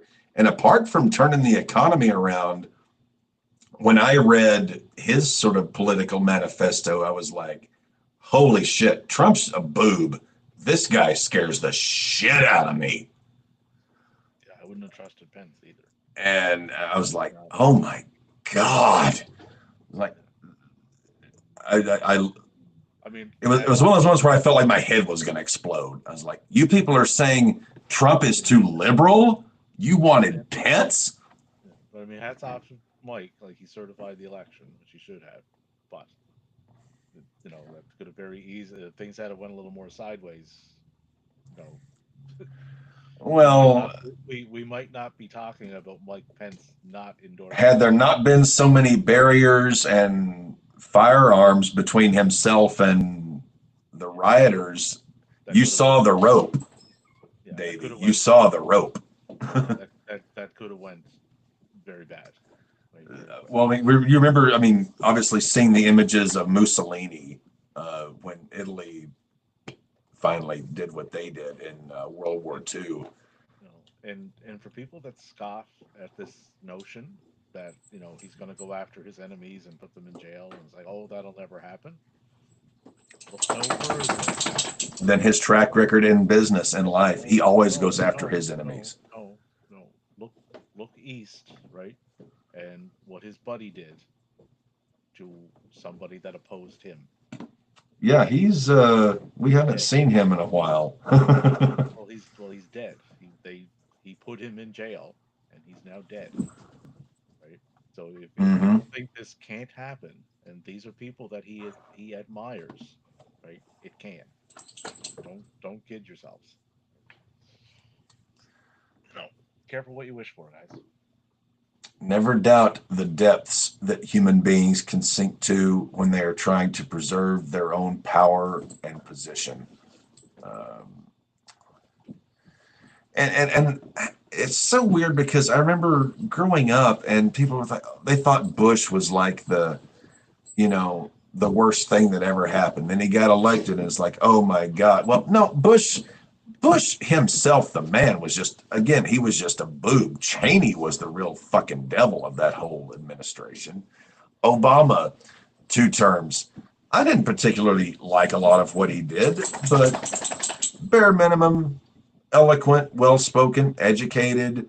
This guy's not going to run us off a cliff. I mean, he may do a lot of shit I don't like, but, he's not insane. Then we got Donnie. I was like, holy fuck. Then we got Biden. It's like, oh, God damn it. We're going with this. Like, it's like, okay, well, at least we got shithead out of office. Now it's like, we're really considering putting shithead back in office. Oh, God damn. I'll move you up. I'll get you a good price and everything. Not that I have any. Not that I have any Oh, say. not that you have any personal or professional financial stake in such a thing. Just make sure you get your passport in order, work visa, get a letter written out to customs as to why you're coming. So yeah, good. I've never actually I've traveled a lot in the United States. I've never traveled outside of the United States. The closest I've been was Coronado Beach in San Diego. You can more or less see Tijuana from there. I'm not quoting Sarah Palin saying I can see Russia from my front porch. But yeah, I you can can. I can move you up about depending on what you're driving, 4 or 5 hours west of me. Be nice. I hate the cold though. I don't do good in cold climates, Davey. Well, we already discussed British Columbia, and you don't like rain, so that won't work. And as soon as you head east, it's gonna be cold. Deal with it. I mean, I would think if I was at least in Alberta, I would have a chance of running into Bret Hart at some point, and I could at least have that to say for my life. The winter in Alberta, right? And I'll tell you, Yeah, okay, this is Celsius temperatures, but can hit upwards of -40 in some areas. which And is rough. it doesn't matter. It doesn't matter what it is Celsius Fahrenheit. That's very cold. You would not enjoy that. Yes, You would not I enjoy that. believe the coldest place on Earth that's ever been recorded. It's a spot out in the Siberian part of Russia. It's like recorded negative 73 Celsius. Yeah, that's very cold. 73, 75, 60 Minutes did a piece on it about a decade. It was like some in the minus 70s of Celsius. Which that's just, I mean, the coldest winter ever on record in the town where I live, we got to minus 20, minus 23, something like that, Fahrenheit, which I'm guessing Celsius is like minus 50, minus 40, somewhere in there. But that was like one day, not a stretch. That was just one day.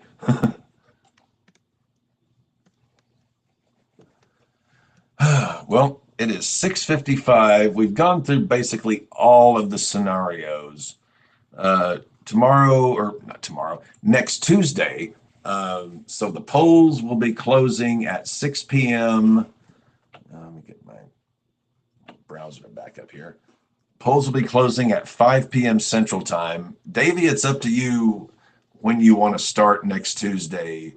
If you want to start at 7 p.m. your time, 8 p.m. your time, whenever, and we'll just stay with it as long as the coffee holds out. Well, the usually 7 o'clock my time is when numbers start coming in. So that'd be 5 p.m. Yeah.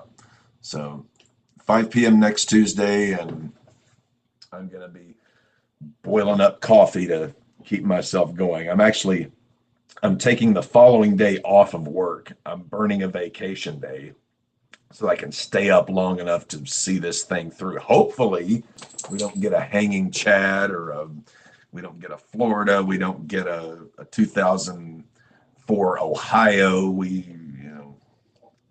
it'll depend. Pennsylvania will be the key. Once Pennsylvania drops, I think we get Yeah. a pretty good. I think we'll get a pretty good scope on how this is going to play out. Pennsylvania polls close at 7 p.m. Central Time.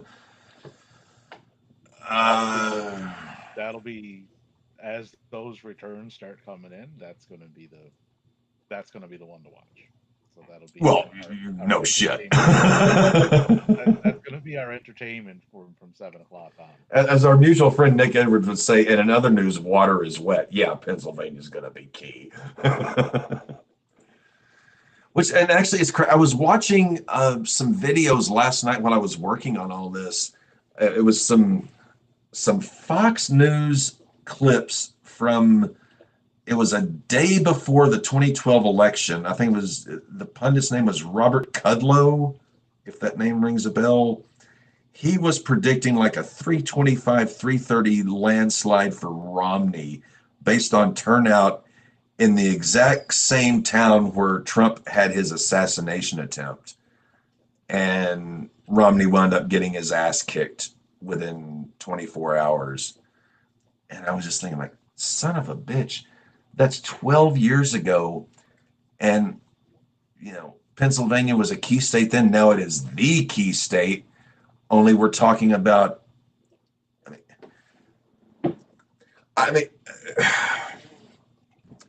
I do not believe at all in the assassination route or violent overthrow unless it is what I would call a 1776, we have no other option type thing, which has not been since then. Yeah, that's not a solution. Doing that to any candidate or like that's No, regardless to any candidate, any party, I don't think we're at that point. We're not fighting for our independence from a foreign power. We're just trying to figure out how we're going to govern ourselves. We took care of that 200 plus years ago. We're just trying to figure out how to make this, whole Michigash work. Whatever that was when they took a shot at him,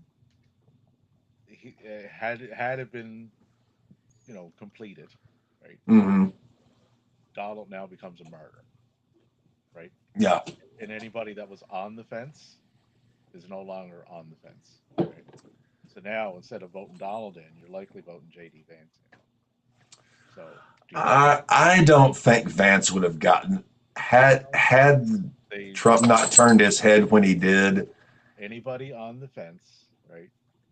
They would have pushed that narrative that Yeah. the Democrats sent someone out. They wouldn't have. It wouldn't have worked. This election would not be in question. And honestly, it blows my mind. I mean, I'm not sure if you have much experience with firearms. Like, I grew up in the woods, like guns, hunting. Never fired one, nor do I want to. I've been on firing ranges. I've had my concealed carry permit. I've had to go through firearms training in my life. I'm very familiar with firearms. And the way that shot happened, it's incredible to me just how that did not happen because at that distance, that slight of a turn, I mean, I can remember being on a range with a similarly calibered rifle, and at 300 meters, I was able to put 3 rounds in a target roughly the size of the palm of my fist. And the fact that he survived that, it's incredible. It's certainly something. That should never happen. I mean, this is America. We've had, we had Lincoln, Garfield, Kennedy, McKinley. Those are the 4 presidents who were assassinated. We had Reagan. There was assassination attempt on him. Ford had 3 assassinated. I mean, again, this is America. Unfortunately, sometimes this happens. Sometimes. Yeah. Well, I mean, you're looking. Your gun laws are non-existent, my man. Well, That's why you have so many shootings and so many deaths because of the sorry if that offends people or anybody else in this particular stream, but that's facts, man. well, honestly, I mean, we have gun laws, and they are fairly strict, even for those of us who have completely clean records. But unfortunately, it is so easy to obtain a firearm illegally that why would anyone go the legal route? I mean, I went through it the legal way every single time, and still would to I presently don't own any firearms, but you know, at one point, I went through all the state training, everything, like all the paperwork, everything clean as a whistle, and it was still a bitch. That's if you go the legal way. If you go the other way, it's it's just like in any other place at any other time in the world. If you've got the money, you can acquire the materials. But there's many countries around the world that do not have the same issues that yours do. There are Mine. Australia being one, Canada being another. Right. And why is that? the UK. Right. There's a reason. I think it comes down to 2 factors. Our Constitution, the Second Amendment to it, is ensuring that ability, that right to keep and bear arms, which I completely agree with. You and I disagree on this. There's no point in going down that road. We disagree. I agree with the amendment at the time that it was made because it was a very different set of circumstances and a different country in which you lived in. But over time, those circumstances ceased to exist. So when they ceased to exist, then that should have been amended along with the old West, man. Like when back in the day when these things everybody was carrying back then, right? It ain't like that now, or at least it should not be anyway. Times have evolved. As times evolve the amendment. That's all I would ask. But they don't, and they won't. Well, I would say, well, we had the 21st Amendment, pardon me, the 19th Amendment, which prohibited alcohol. Then the 21st repealed that. My opinion on it is everyone has the right to defend themselves against their fellow citizens, and if necessary, a government who is infringing upon their rights. I do see your point. Obviously, that was a foreign power exercising rights upon us. But in the world we live in now, even with the weapons that are available to the civilian population, even if the entire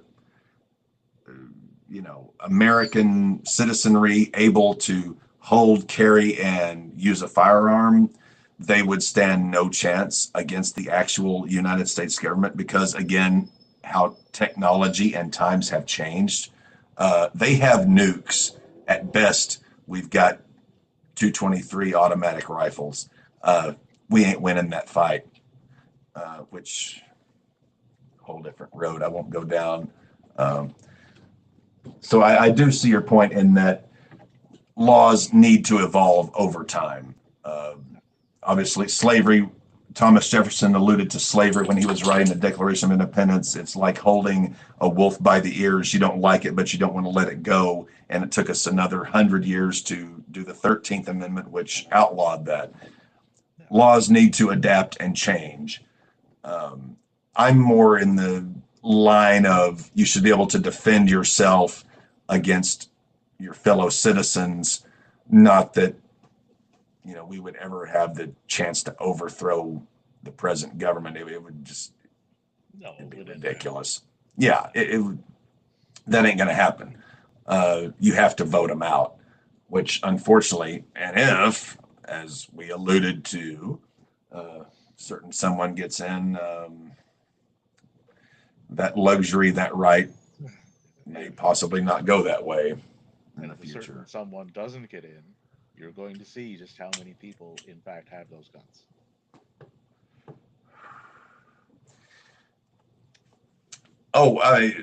The number of people who have them and the number of people who have a lot of them would blow your mind.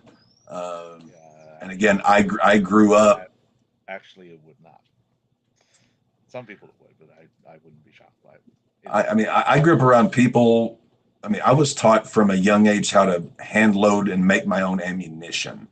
I grew up around people that had literally in the complex that I live in, they had enough weapons and ammunition to arm the entire complex and still have plenty left over. Again, that's when Japan, one of the reasons they decided not to invade mainland USA, I believe it was Admiral Yamamoto, who said if we invaded the United States, there would be a gun behind every hedgerow, which it'd be more than one. So that part I like that we could. It's a fine line defending yourself against something like that, against fellow citizens who decide to go the criminal route. That I completely am more in lockstep than maybe anyone I've ever known. Defend yourself at all costs and even at more. But in the instance of political assassinations, that's no, absolutely 100% against that. That ain't the way to do it. We're not at that point yet. I don't even.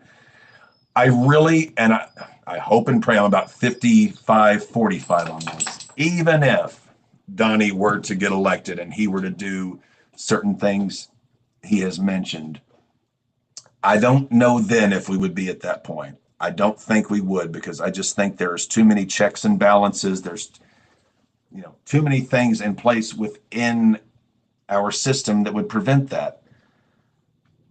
But what the fuck would that guy do if he had complete power? So. Well,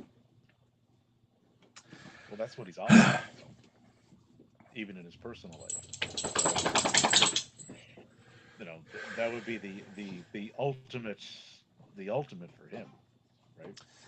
I guess it's tough for me to believe that even someone like Donald Trump could hate and despise his countrymen that much to that point to go that far. It's tough for me to conceive that in my mind in a doomsday scenario that would happen. Make a little list of people that he has issues with, and make a little list of the type. That's not a little list, Davey. Okay. That's a scroll. Right.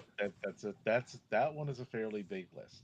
So you take your ethnicities and gender and you know, everything, all of those, you put those in the appropriate list, right? But And also then you we had look Nixon, at who had an enemies list. It was everyone in the press. It was everyone in Hollywood, everyone in right, music. I mean, it was right, but now make another list of the people that he doesn't. It's a much shorter list, right? people on his side versus people not on his side. Right. And the people that he doesn't seem to have an issue with, right? They have one one thing in common, the majority of them, right? They hate everything that doesn't resemble their reflection in a mirror, Exactly. doesn't And carry the same I'm not holy book. and I'm not just talking about like the election. Go back over his history, right? Mm-hmm. Way back, right? Because there was a pattern of that, right? Oh, the So pattern is there. I mean, you go back to, I was looking back through some notes from the 2015, 2016 election, like through the primaries and some of the stuff he was doing as like, how did this well, guy just get this far? just in his personal life, like the stuff that he did in New York, and you know, things he said about certain groups of people, and Mm-hmm. like I said, there's a pattern for it. He just took that forward with him, you know, on a much grander scale. Right? It was likely well known in the New York area because that's where he lived and operated for the majority of his career.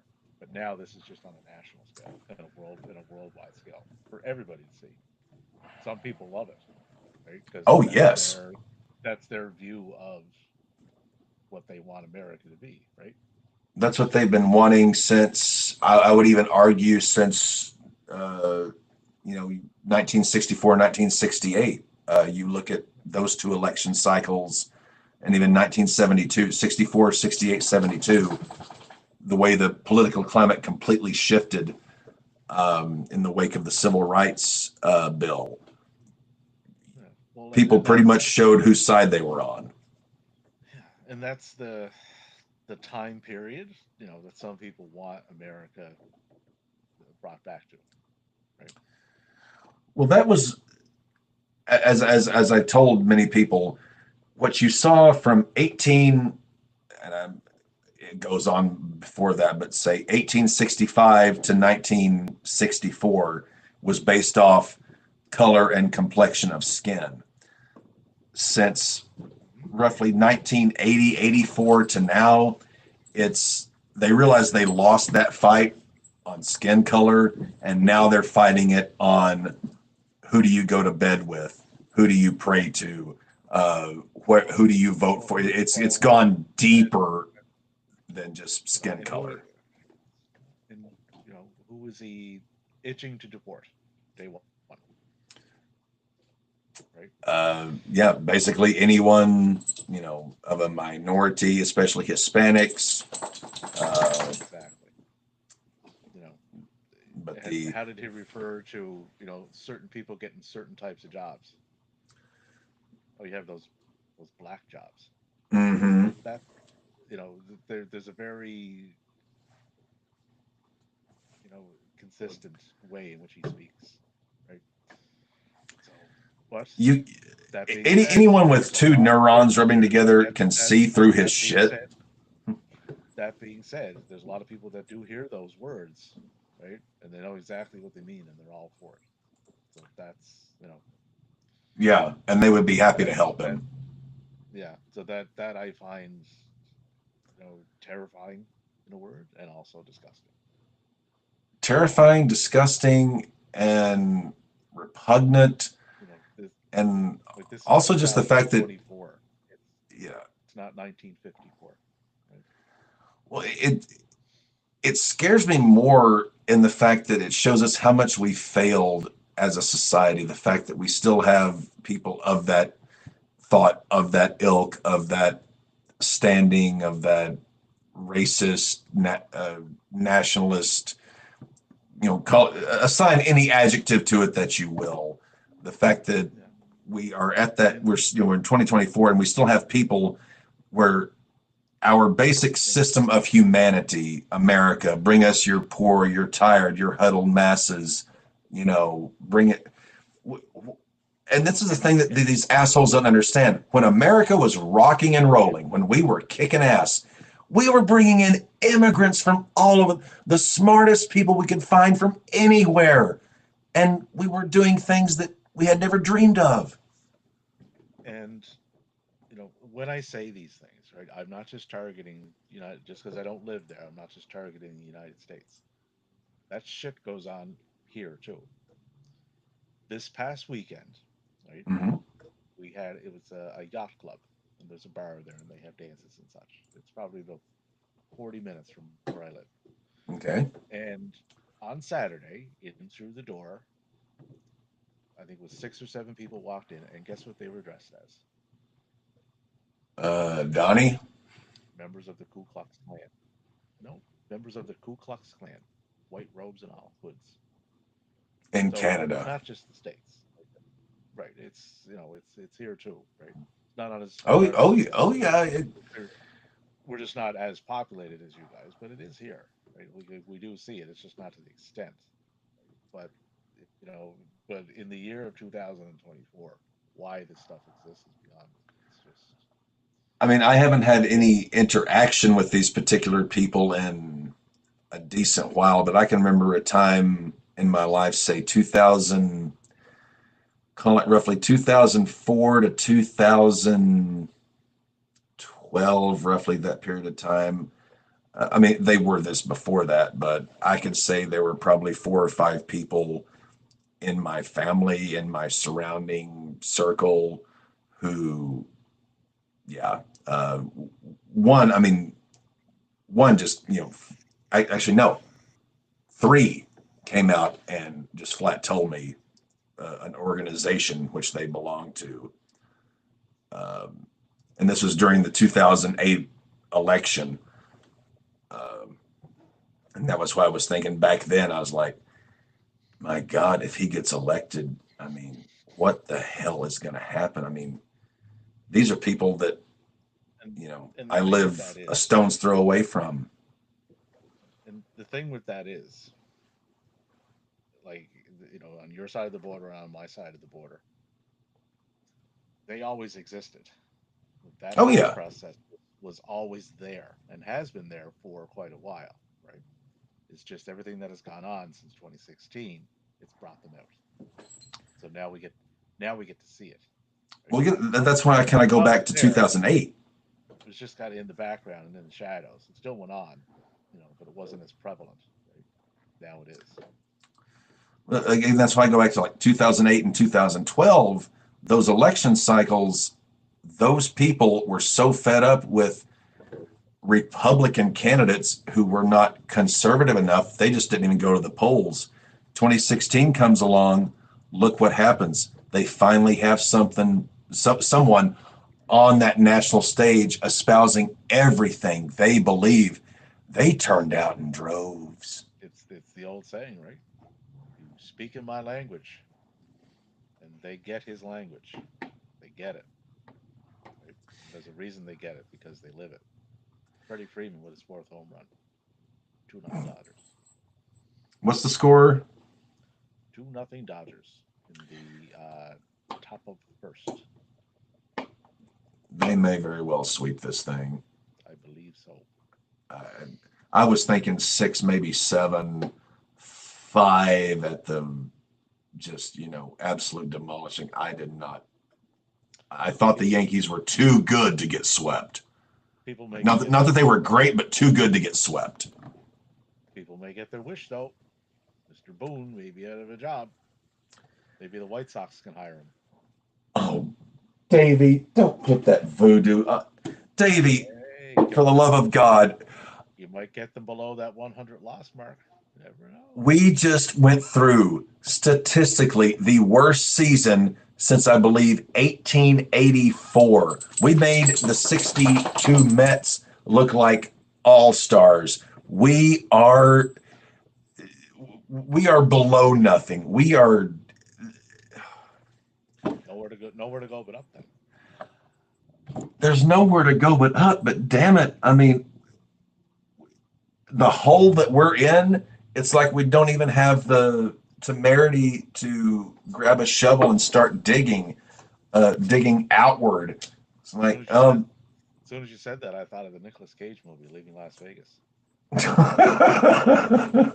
that? Remember that scene? The hole I you're in, do. Yep. and Nick looked at it, goes, and it's same phrasing, but the HOLE you're in, say, yeah. You don't even there's you don't literally even like been. Nicolas, you don't even like Nicolas Cage. Oh, I cannot. There's two Nicolas Cage movies that I will watch voluntarily. One of them is The Rock, because I'm fascinated with Alcatraz Island. I love Sean Connery. It was very well cast, horribly written movie, but they minimized Cage's contributions because they surround him with Sean Connery, Ed Harris. He was only able to rise so high. And the other is what's it? Con Air, which John Malkovich is there, and even who's the guy that plays the FBI? John Cusack, who I think is a very underrated actor. I love John Cusack. I've And always again, loved John. it buries it buries Cage. Dave Chappelle is in there even. It buries it's where Nicolas Cage is just allowed to run rampant. Where I just can't. Even Jerry Bruckheimer and Michael Bay, it's like, well, at least they surrounded him with guys who knew what the fuck they were doing and minimized his contributions. And it's crazy. He is the son of Francis Ford Coppola, The Godfathers, Apocalypse Now. It's like, how the fuck does the apple fall that far from the fucking tree? Well, I have a movie for you then. Okay. That is based. Please don't say Fast Times at Ridgemont High where he's just sitting in the cafeteria. No. This is based on a true story. Okay. Are you familiar with the name Robert? Are you familiar with the name Rob? Are you familiar with the name Robert Hansen? No, it doesn't ring a bell. Okay. Robert Hansen was. I'm writing that down. Robert Hansen. Okay. Yeah. Robert Hansen was a serial killer in Alaska. Right. He would get prostitutes, right? Take them back to his house and rape them and torture them. Mm-hmm. Then he would take them on his plane and take them out into the woods of Alaska, set them loose, and hunt them. Jesus Christ! Killed about 18 of them. Right? I was saying this guy's like Gary Ridgway meets Jeffrey Epstein meets I don't know Just went about his business. He owned a bakery in Alaska, and had a wife and the whole 9 yards, right? Under the radar. I've never heard of him, and I've got quite a few books on serial killers in my library. That I've never heard of them. But they made a movie of this. Okay. Back in 2013. Okay. Guess who stars in the movie? Nicolas Cage. Nicolas Cage plays the police officer. And guess who plays Robert Hansen?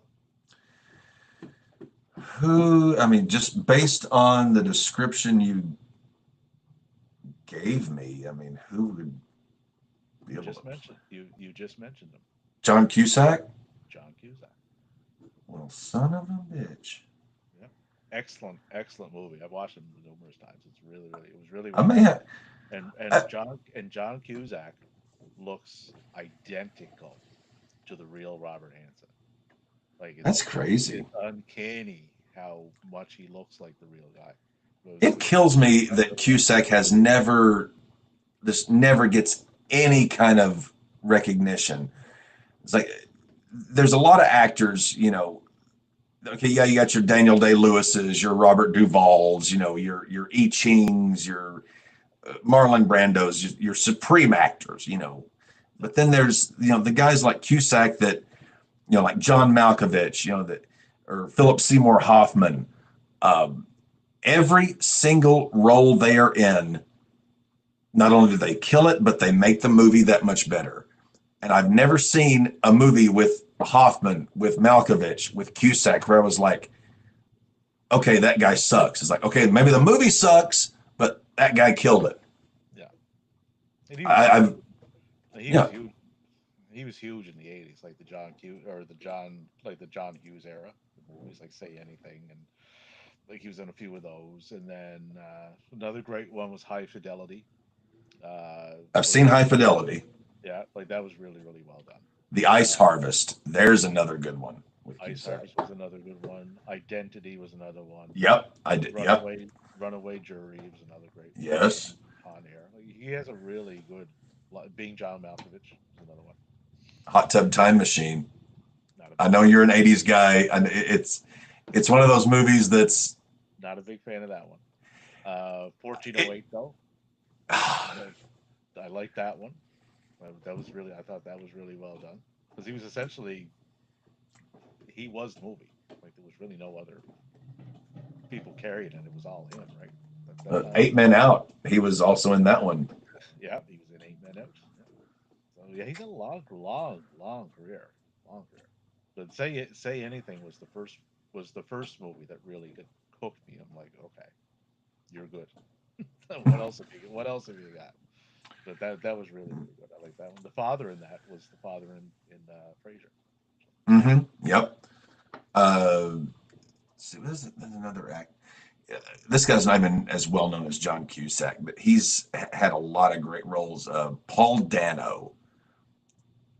He was Oh, a young guy like 20 years ago, and I saw him in that the Kiss movie, Detroit Rock City, well, and he was in There Will Be Blood too. he's in There Will Be Blood. He's in 12 Years a Yeah, Slave. Uh, that that was one of the best movies I've ever seen. which one?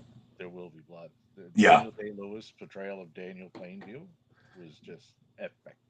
yeah. I remember my a good friend of mine. I was living in Fort Smith, about an hour south of here, and he and I were both huge fans of Daniel Day Lewis and Quentin Tarantino. And he bought the movie for There Will Be Blood, and he lived in the same apartment complex. I'm like, just could just walk 3 minutes. I'm at his door. He was like, "Dude, you gotta come watch this movie." I was like, "What the dude?" I'm like, "It's like trying." It's like, "No, dude, you got to get over here and watch." And we sat and watched There Will Be Blood, and I was like, "Holy shit, that I drink, is." I drink your milkshake, Mm-hmm. right? And just the like the inflection of his voice throughout that movie, like how he like different tones he would use, like with the church scenes, right? And Mm-hmm. how he would answer certain questions. Some he would answer just right quick and be kind of dismissive, and then the other ones like he would pause when it would come to eat when it came to his son. I have He abandoned inhabits his I have character. I have abandoned my son, but he paused on those right because he felt something. The other ones he didn't feel. He didn't believe any of what he was saying. Right. So it's just really like if you watch it, the way in which he plays that character, just spot on, just perfection. Lincoln was another one. He nailed it. Yeah. I thought that well, I never met Lincoln or seen him, but Davey, you're not that old. not that old. But just the portrayal of him and the mannerisms and the way like that's how Lincoln we would say Yeah, I mean, he that supposedly read something like 150 books on Lincoln before they ever started filming.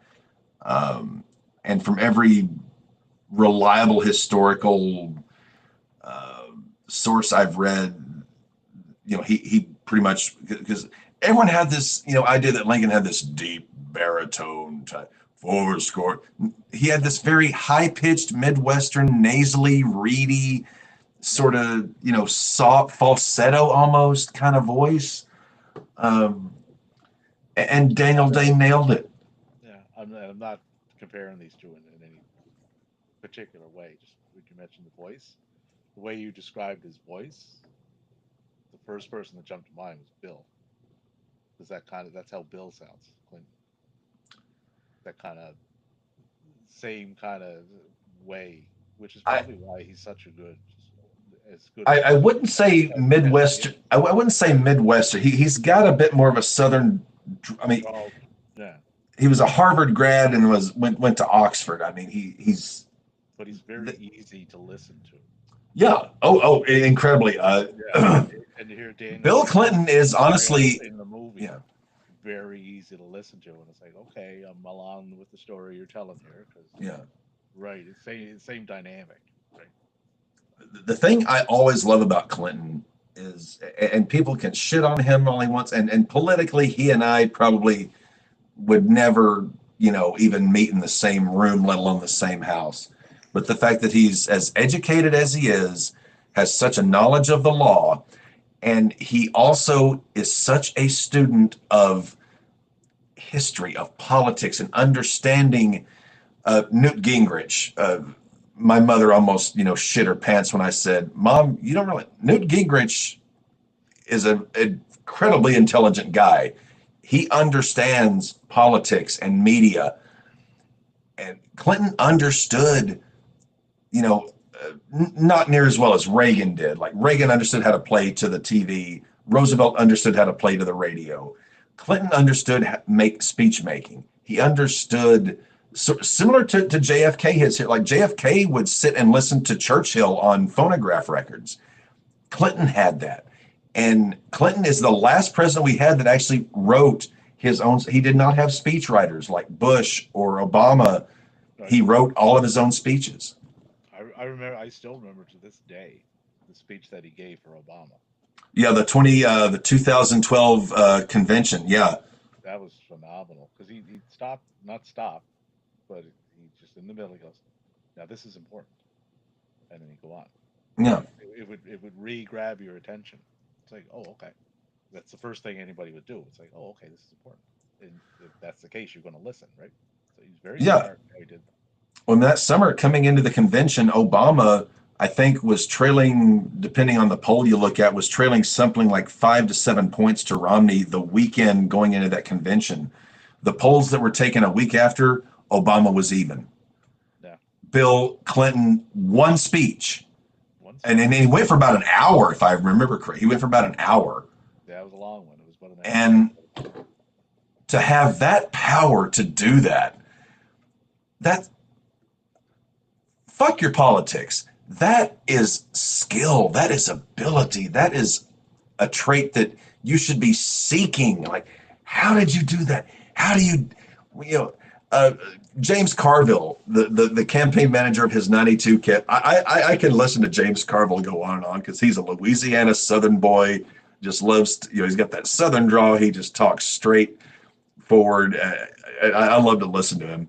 He did a podcast a couple of weeks ago talking about why Kamala should defeat Trump. He's like, that lard ass sack of shit. I was like, he's no Dave Batista, but he's good. yeah, it was just like it was like if this was 92, he would not be saying that. But here in the the new media podcast world is like this lard ass feckless sack of shit. He ain't got the right to run for to be a dog catcher, let alone president of the United States. It's like, God damn. And I got two other movies for you while we're still on. Okay, I'm writing them down. Yeah. They are historical movies, right? Mhm. These characters actually existed, and one of them still does exist. And Okay. they both star the same actor, All right. Tom Hardy. Familiar with him? Love Tom Hardy. Yeah. So one of them, the movie is called Legend. Never seen that one. Yeah. So that movie is about. Are you familiar with the Krays? Kray Doesn't ring a twins. bell. The craze. So the Kray twins were mobsters in England in the Okay. 60s. Okay, they were twins. One was a sociopath, right, and was committed to Broadmoor Hmm. prior to their ultimate destination. But Tom Hardy plays both. Plays Reggie Oh and Ronnie wow. Kray. He plays both of them. He plays Reggie and Ronnie Clay. Ronnie Kray. But it chronicles their kind of rise after a certain point, and then what happened to them, and like up until up until their eventual incarceration. But that was The really first movie I saw with Tom Hardy where I was like, this guy's going to be a superstar was Lawless. yeah, Uh, yeah. I did see that one. That was really well. as like, goddamn, I fucking hate that schmuck who was sort of the lead, the second co-star. He was Shia LaBeouf. I hate that prick. Right. I think he's just one of the most overrated piece of shit actors ever. But I was like, damn, Tom Hardy's a beast. So watch Legend. I'll be doing Okay. quizzes. I'll be doing quizzes next week. During the middle of a campaign? Well, there's generally little lulls in between, stuff dropping, right? Yeah, we will have to generate content. I forgot. Yeah, we're going to be Right. a whack at about 8 hours. We don't have a problem generating content. We never have a lack of anything to talk about. Never. What And was the other movie? the other movie, uh, based over in England, right? This gentleman is still alive. Last I heard. Okay. It's called Bronson, and it's on about the prisoner Charlie Bronson. That's the moniker in which he took on. But he got jailed back in the 70s, right? And it was just, I think it was supposed to be like a 7 month stint or not a long stint. It was just for pretty minor stuff. But he's such a dangerous prisoner that he's never really gotten out. He's been in jail since then, like in solitary, but it shows that and a lot of the stuff that went on in prison and some of the stuff that he's done, like taking prisoners hostage, taking guards hostage, and just Like this guy was a menace even behind bars. yeah, like I said, okay, we can't let this guy out because he's nuts. But but the amount of weight and muscle that Tom Hardy put on to portray this gentleman, because he's quite Charles Bronson is quite a big guy. Right? Mhm. I'll send you a picture of him a little bit later so you can see him. Well, Hardy put on a lot of muscle to play Bane in the He did, Batman yeah. trilogy. Same scenario, same kind of look, right? Hmm. But he shaved his head, grew the big mustache that he has, the black, like he looks exactly like Charles Bronson. But that was really well done too. A different style of movie than Legend, but both of them were based on real people. So I also love the fact that Christopher Nolan, who's probably one of my top, 3, 4 directors right now, always uses Tom Hardy in his movies. Uh, God, I did like Dunkirk was phenomenal. Inception, Tom Hardy had a small part, but he killed it. Um, you know, the third Batman in that trilogy, I hated that third. The first one was damn good. The second one was damn near a masterpiece. The third one I felt was an absolute piece of shit, but I liked Tom Hardy in it. I liked watching the scenes with Bane. Like that was the only thing that makes me go back and watch that movie. that was my least favorite of the three that Nolan did. But I did like Tom Hardy's portrayal of that character. Yeah, I mean, he did it.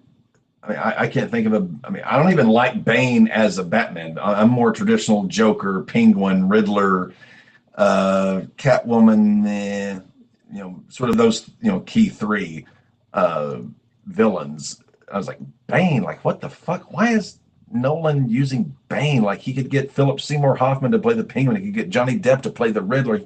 He's going with Tom Hardy as Bane. I was like, okay, yeah, the movie's still a piece of shit, but he killed it as Bane. He did. I think the last movie I sat down and actually watched, like newer. It was the John. He's really into horror movies and like Smile. I think it was the first Smile movie. They just released a sequel, but it was the first one of that. It's either horror movies or Marvel comic movies. But anyway, I do have to kind of cut this. I've got to get to bed. I got to work tomorrow. I got about 5 hours sleep Sunday night. I got about 6 hours last night. I got to get some rest. Uh, Oh, Send me, the picture you told me and the movie ideas. I'll definitely check those out.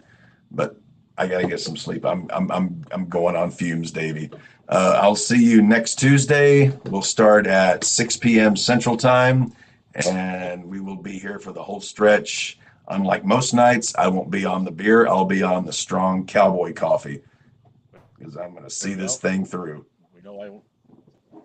We know I won't be on the beer.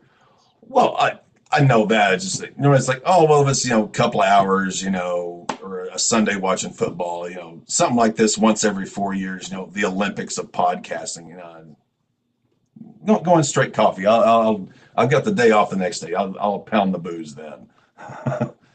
And depending on how it goes, I may have reason to pound a lot more. That you might, yes. Davey, tell me about real estate trends up there in Nova Scotia. We some things changed down here last night, as I'm sure you probably know. Yeah. Anyway, take care of yourself, Davey. The next day.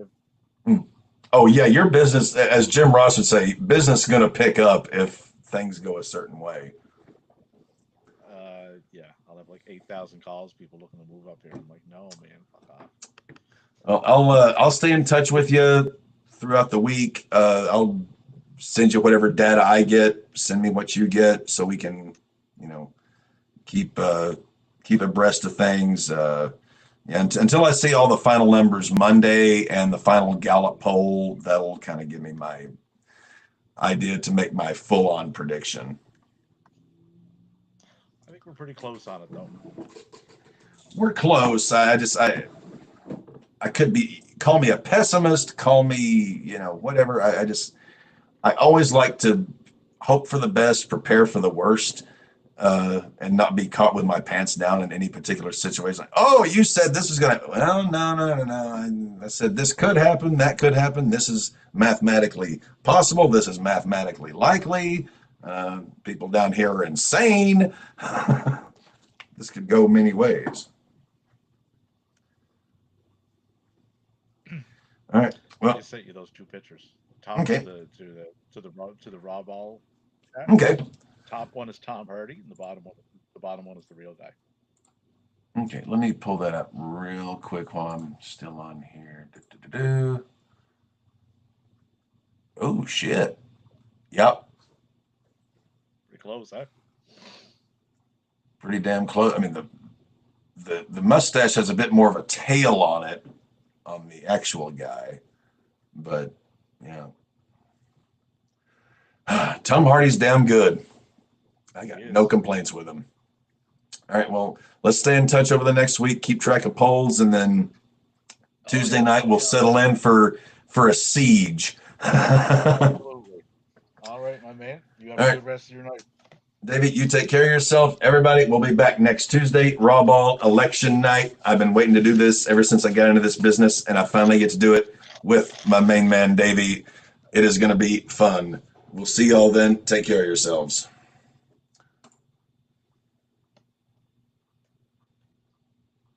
All right, we are out.